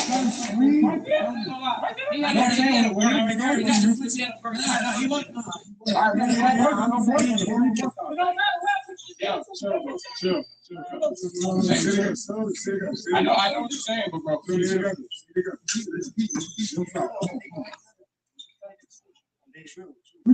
I'm playing for the streets. I'm playing for the streets. What I'm saying was, I'm playing for the streets.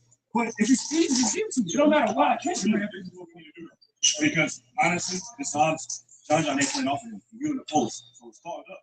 Anything. No, but anyway, they're not guarding him no matter what action you do. They're not guarding him. He's in the paint. We're to help. So if anything, you stay out. Let him go inside so that you can shoot. And if they get beat, help. Okay, that's free.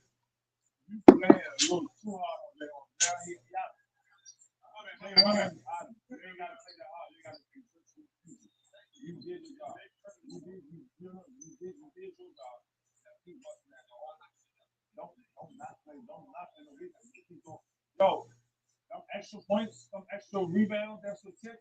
That's what you understand? We want a 50 or 60. Bro, listen. I got energy for 2 more stops and finish the game. I can get y'all a break. I can get y'all busy right now, but nigga, give me 2 more stops and win the fucking game because we fuck out it. Come on, we don't want no 3. 1, 2, 3.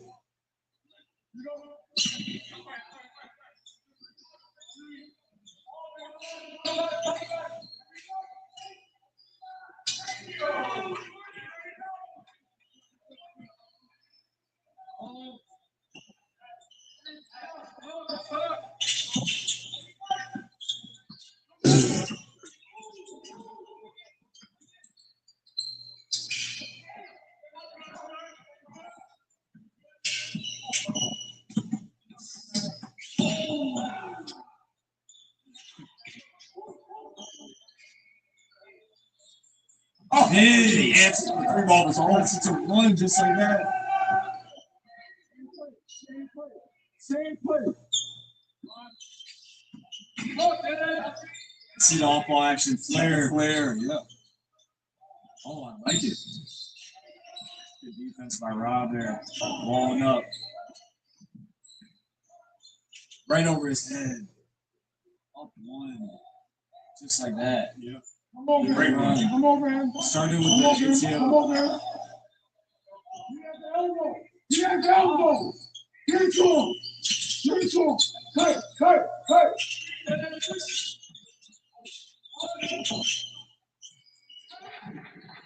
They're just throwing Jay Horn in the flare action slip every time. I like it with Dino and Jay Horn.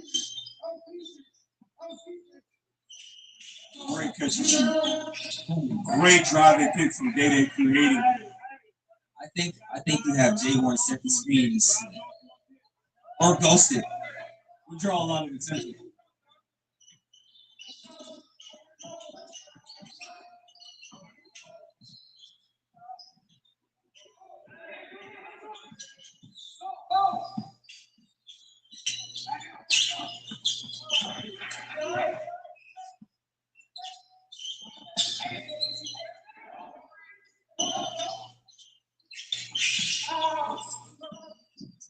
No, screen.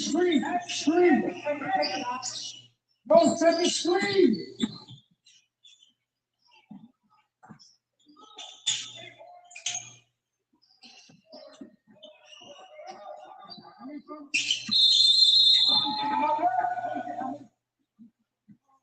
Go back to that flare action out of giving that ball to Cam Smith on the elbow and working that flare with John Johnson and Smith like you were talking about, or you can hit your own up that flare action, you can work out from there, or Cam can keep it and go 1-1. I think you show that, and then you add a wrinkle because they've seen it a few times. We'll probably talk about it. They've run that flare action the past 4 times. You add one more wrinkle after the flare. I think that's what can get you a bucket here. But I got an idea. You have John top of the feet. You go Vito, you go J1. Run him off the double. Vito turns, sets the flare screen for J-Horn, slid it. See how they brought that. Yeah. It's a good one situation. Something's gonna be open. He's flaring. Kind of like the rear screen. Flare and then curl. Oh, bro. So There's so much to do. As soon as you fill off that double, you got Vino turn to set a flare for J-Horn and slipping the lead on the screen. You're getting so focused on that flare screen that's slipping the open if they kill somebody.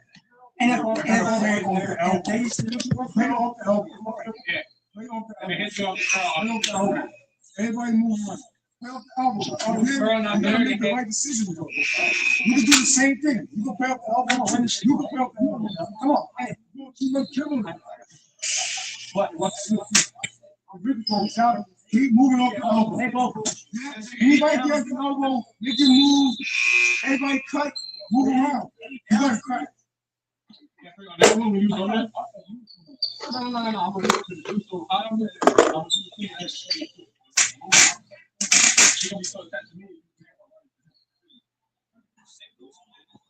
Get out.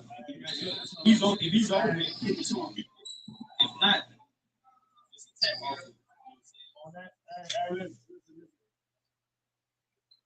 On defense, when they said that the screen on the back end, y'all can't shoot the first one. Don't switch the first one. Y'all got, if y'all gonna shoot, y'all got to take the second one. Don't switch the first one. Yeah, hand off.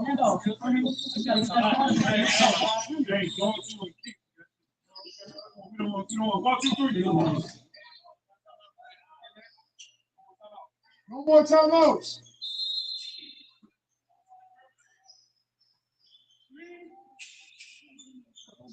All right, you gotta get at the elbows. John is relentless. The most impressive thing about him is his motor. Obviously, he's a great athlete. He can handle the ball well enough. He can shoot it well enough. But his motor is what separates him. That's really when you get into that high level. Guys with motors like that, they take the lead by 1.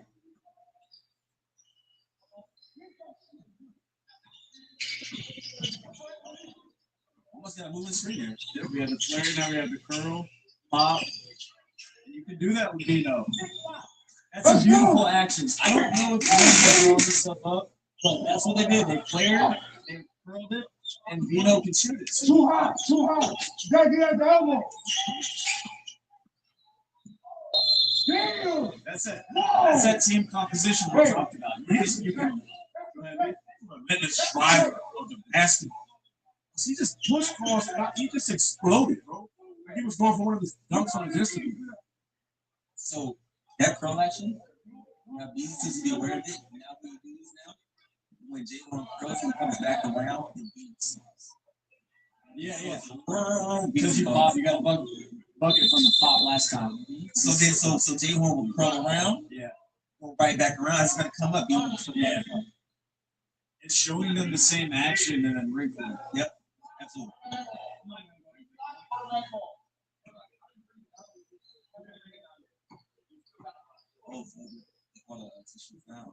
Wow. 2 shots in the ball.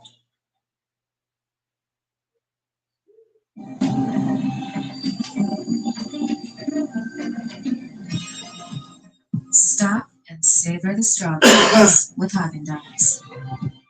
Take your sweet time. That's Dazs. Perfect timing. Party's on.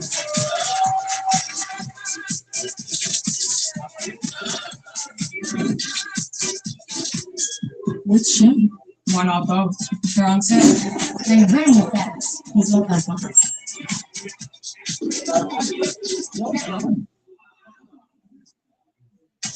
Anniversary sale is on now. Let's party. Cars are cool. Rental cars are not cool. Cars can come in all shapes and sizes. Rental cars are mid-sized.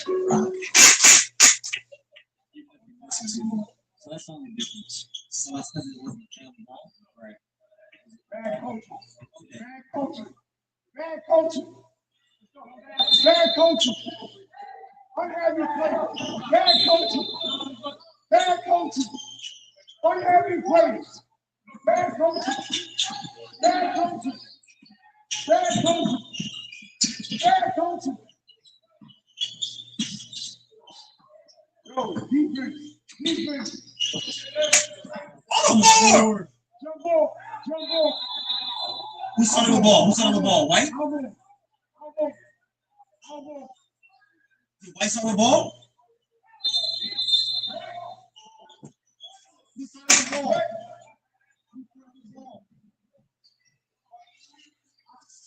Or is it who had the ball after halftime? No, there is no halftime. I don't think there is a halftime.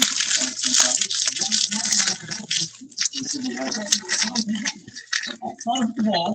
Not the halftime. The ball. That's the halftime. That's interesting because it's really you get the ball at half, if you proceed, then the possession goes to the offense. No, but he scored. He seems to have hit the ball. If I score at half, he'll go back to black. So I'm saying is the ball started with white has to go back to black. If I score 30 straight, 30-0, I still start ball straight half. But the half is a reset on the possession. So whoever gets it. You know what I'm saying? If that's the case, then white will start the ball at half. Rule book. Stop ball. You catching it out here. I need you to catch it right there.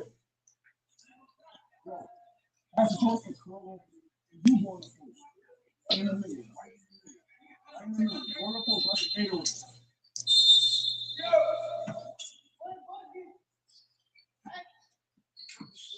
I'm not listening. I'm not listening. Why are we not listening? Why are we not listening?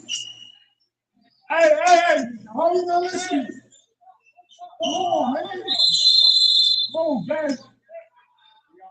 Hey. This is bad. You got a hole right here.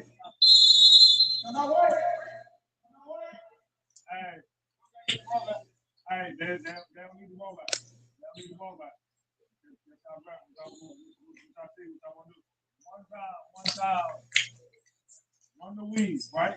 One the weave, get Dede to the right corner.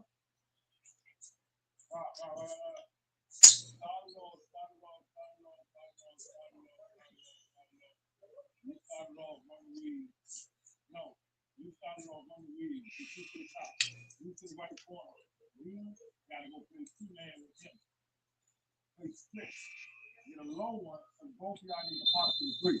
They're gonna take y'all one y'all to the layup. Then you go pin down for him. Wait for the shit and pop to the corner. You come up. One of y'all gonna get a 3 if he's about to last one. Bro, just run and play it. You do one-on-ones just for no reason. You got that elbow, curl, post right in the middle of the fucking thing, bro. Anyway, curl over him.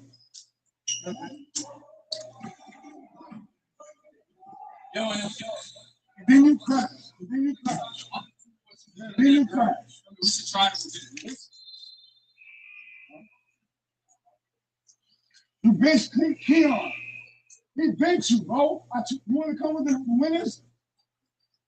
I got 500 for you right now. I know how to play you. I know how to play you, baby.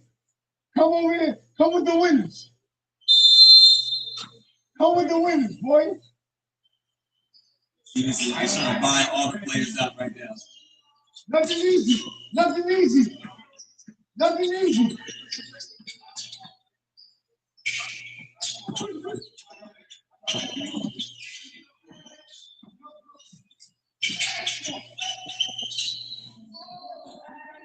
Hey, hold on. Wait.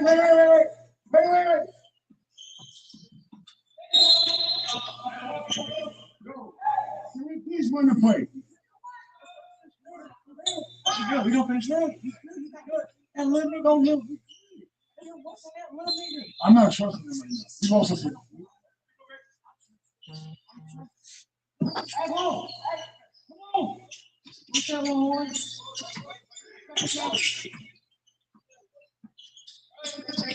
Oh, turns it down, spin move.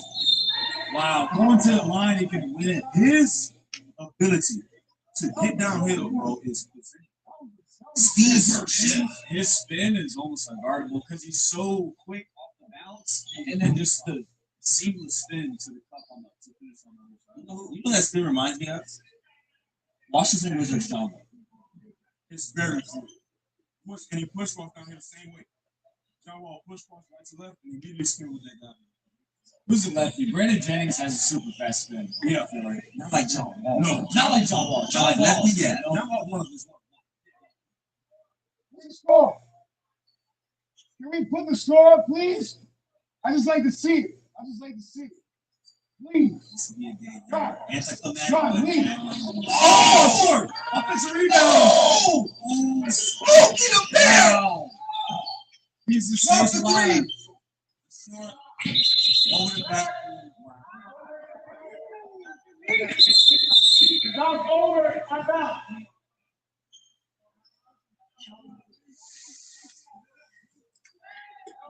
No, switch. Wait, you come over here. You want to play? You ready?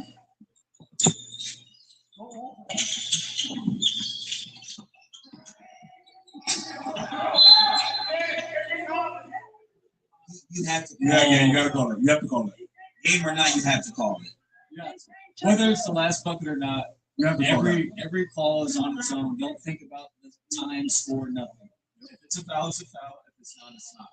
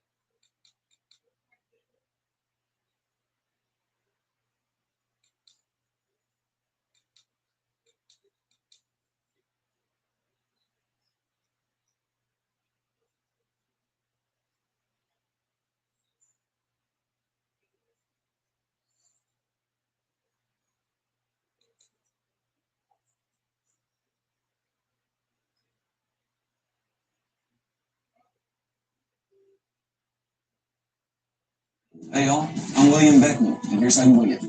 Step 1, fly by union. Step 2, ease into the energy. Cheers. Step 3, feel the flow. Let's win. Step 4, ride the vibe. Step 5, tip your bartender. I shouldn't have to say it. Good evening, everyone from Boston, for the start of the most talked about second round series of these playoffs. The two original NBA franchises meeting for the first time in the postseason in 12 years. Tonight, the NBA on TNT's second round coverage is presented by Wingstop. The 3-seed New York Knicks beat Detroit in the first round in 6 games. The 2-seed Boston Celtics took care of Orlando in 5. The winner here going to the Eastern Conference Finals against either the Cleveland Cavaliers or the Indiana Pacers. Give me an early matchup that you'll be keeping track of. The thing that separates Boston and the Champs from a lot of people is their ability to knock down threes. They make 18 and shoot 48 a game.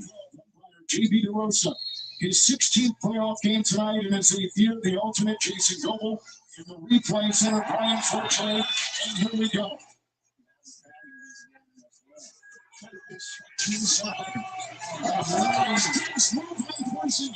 Beautiful move inside. Intercepted by Bridges, takes it back for Louise. Deuce McBride is in. Miles McBride, who's coming off an offensive struggle in the first round. 3 Tatum times defense. Bridges on the floor. 3. Bridges is up. Now the switch. Shot clock at 5. 3. Fox on the bench with 2. Towns on the bench with 2 fouls. Robinson is 3. McBride 3. Got it. Shot clock with a short for the champion Celtics. Here comes Tatum over Bussy. Tatum's 4-5. The last 13 Boston points are his. McBride on top. Anunoby has a 3. He kicks it again. This is over the defense of Horford. Success personally. We've gotten the awards, we've been compensated, but now Anunoby, that's the 5 for New York. Shot clock at 7. Tries to make a move. Horford on the line. It's a fixed move by Carl Anthony Towns. 3s for anybody in the NBA this season.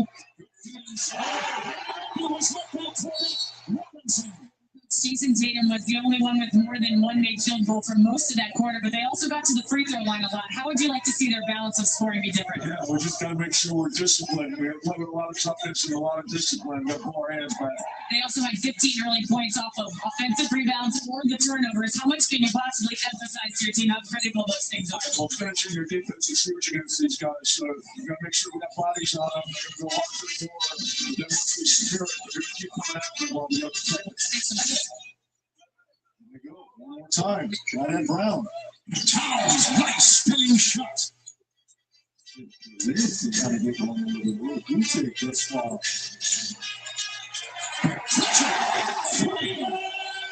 Since he was off the bench. It's what's up on 3. McBride. Robinson the screen. McBride Ryan 2.6. McBride with 8. Here comes Cousins. He comes up. How about the fifth station?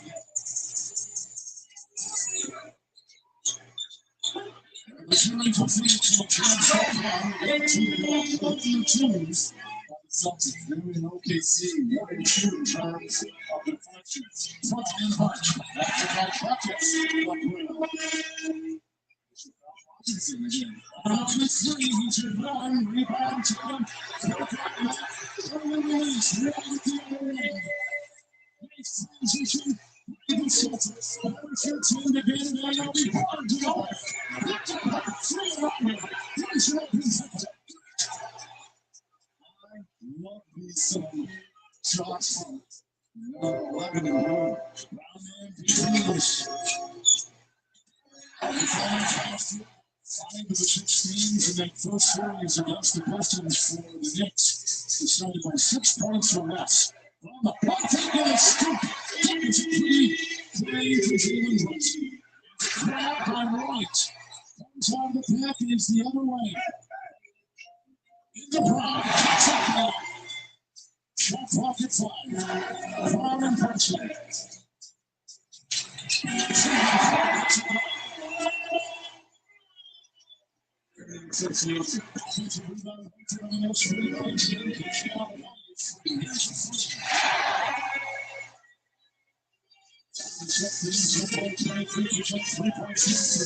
Celtics tonight. Here's a 3 by White.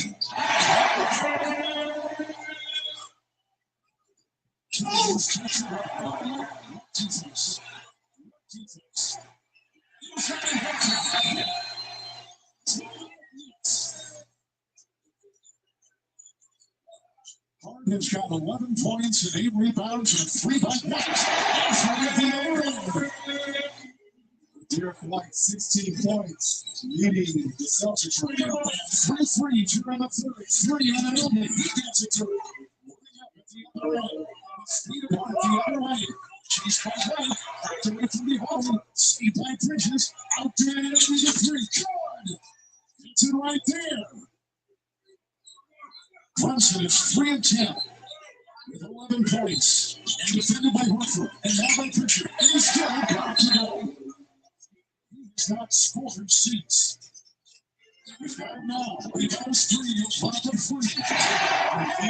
You really have to read that one thing. Purchase defense is there. The first one is Washington Mayo. And Princeton with 15. He's going to try to be a little bit more aggressive here. There's 31 against Orlando. It's number 3.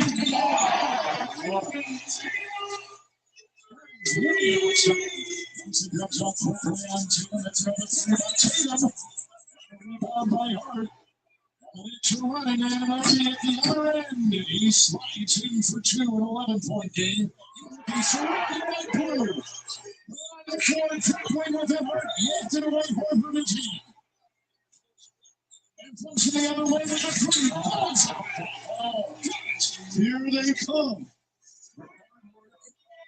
Here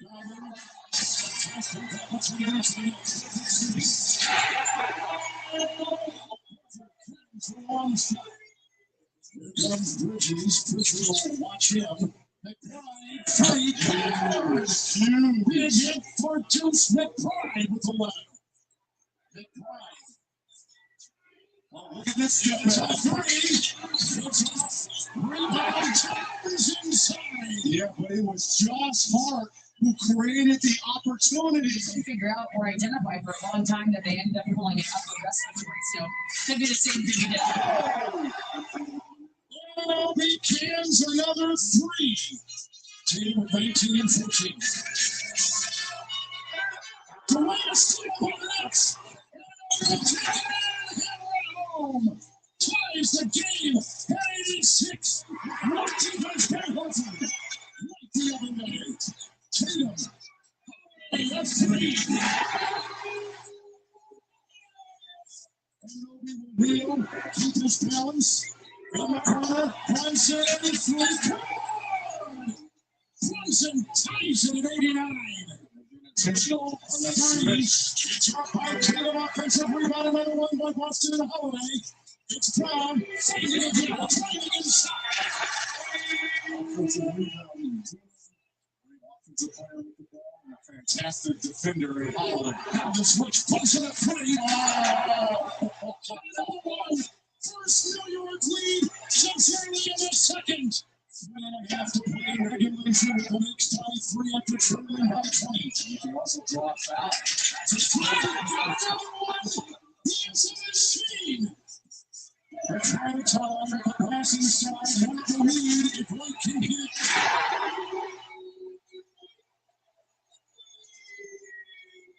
Another player over. It's still on Holiday. Inside he goes upside in over 3. Shot.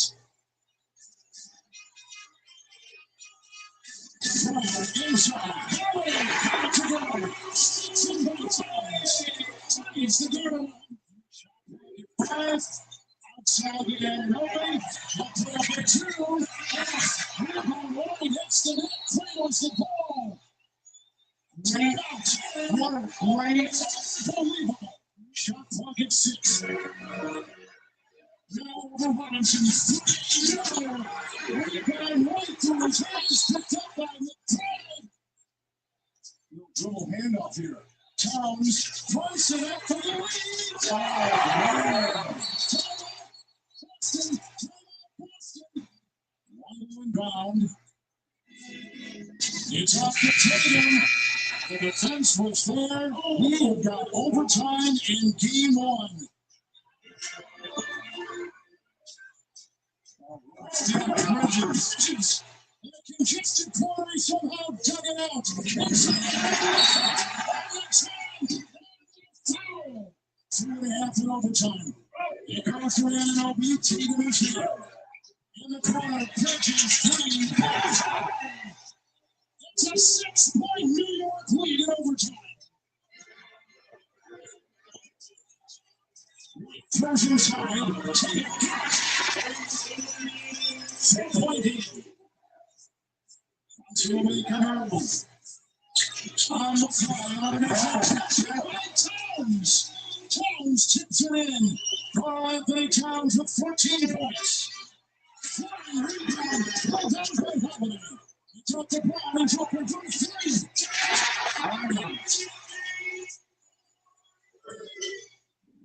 It's Brunson, the bump in the hallway. Shot clock at 2. It's a 3. Off. Rebound White. Boston down by 3.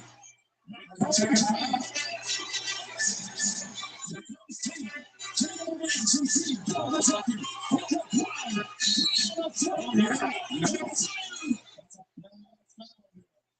Robinson will be on the ball. White will inbound. It's off to Brown. Bridges there. They hold it.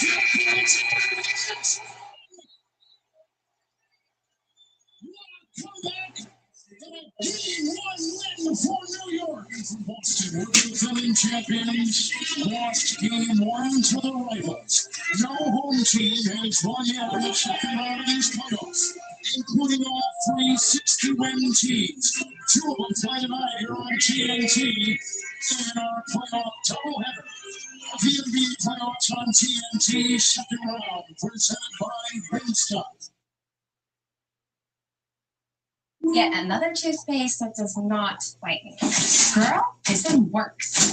Basic toothpaste stops at the top. Crest goes deeper to dissolve the bonds that hold stains to teeth. Apply your teeth in one day. Crest.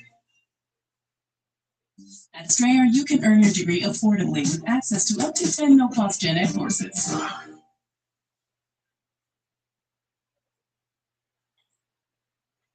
Harbor Freight, built for tool people. Like me. What would you like the power to do? Keep asking. Keep asking. And show her when you drop. After the American champions, everyone can hear what would you like the power to do?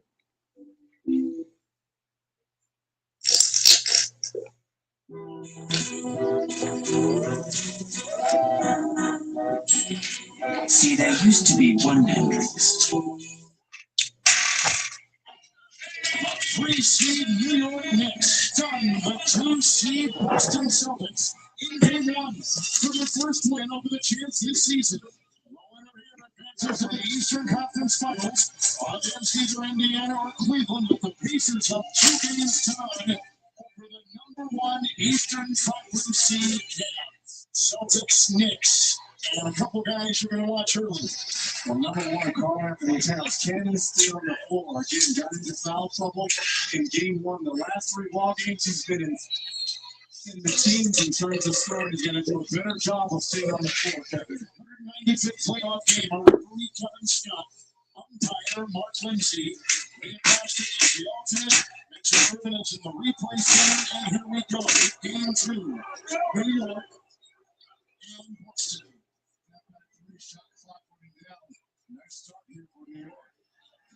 Holiday inside. He played well after missing the previous 3 games. Sneaks one up later on defensive. He's there to take off that glass from his own lips.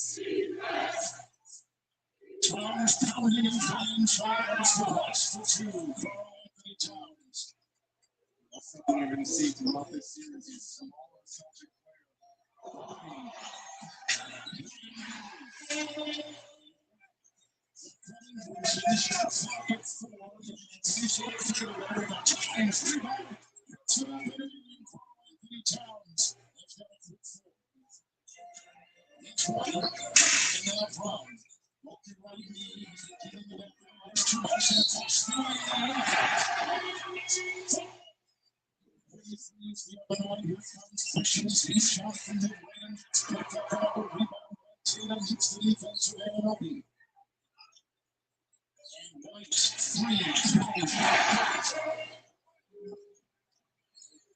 Next one, game won by 3 in overtime. 3-part tie.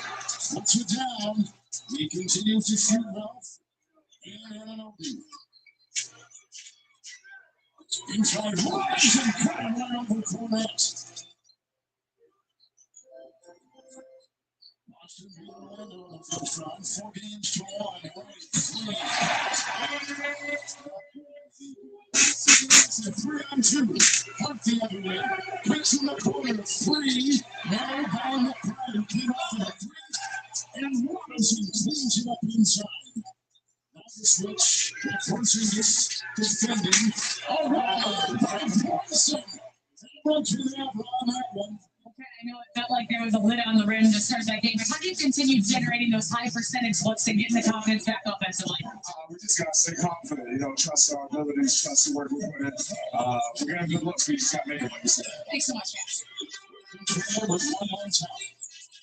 is going to be a lot of dribble penetration, draw, and kick to move this big body. It's like that. To 1 by 2 in overtime, here in game 1. And next 1 by 3.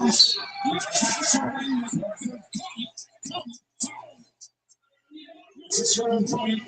Boston lead. Fights the other way. Summer leads. Rockets to the run. Gets it to top.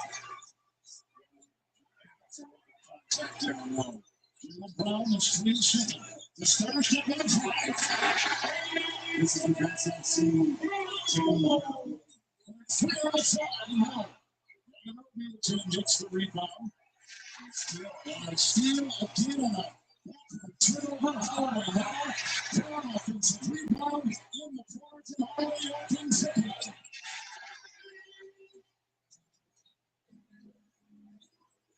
Here's Brown.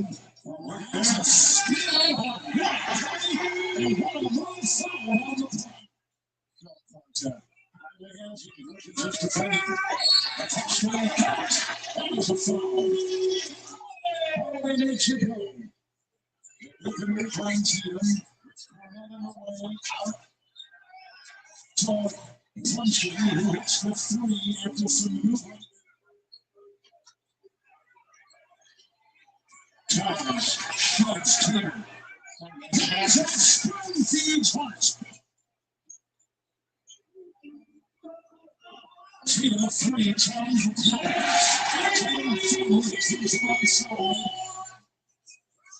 Hart, shot clock at 4. Towns down low, this is over the smaller highlight. Towns at 16. Tatum again, over the base screen. Since a draw with the ace 2. Philadelphia's been quiet for 5. 29 in game 1. Carl Anthony Towns, will go to 20. Jump there like Brown. So now Carl Anthony Towns. So Taylor can get that rebound. Inside the top. Junior's line for 2.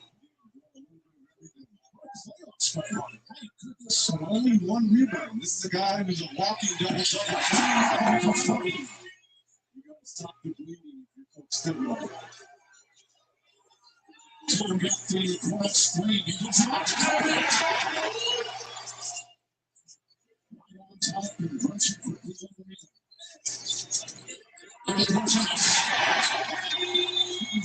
Robinson controls it. Big Pride is on the run.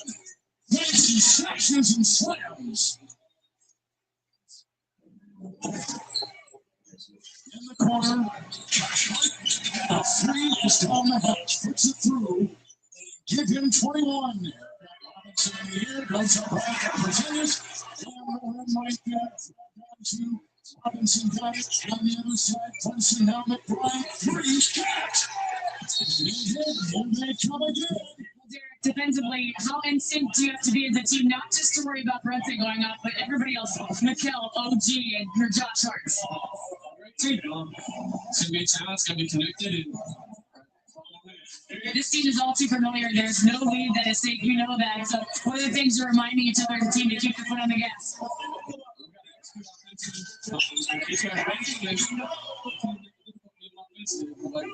He said, no, they say we gotta keep it. Tatum picked up on Robinson with 40 and short. And Sanders cleans up.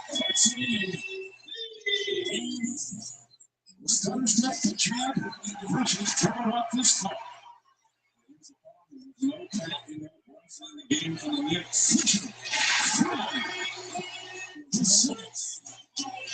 Bridges is.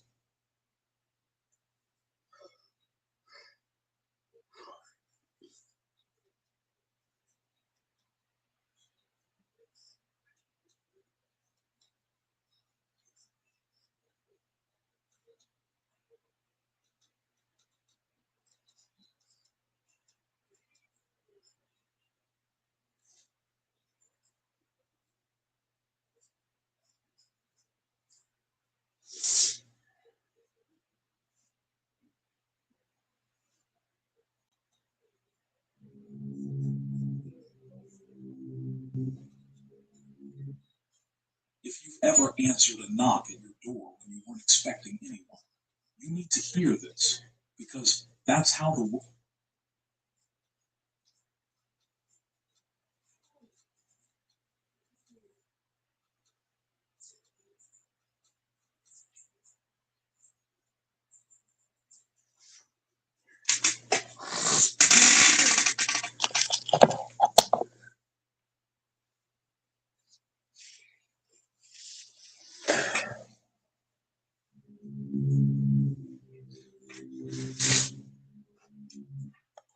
If you've ever driven through the night alone, you already know that feeling.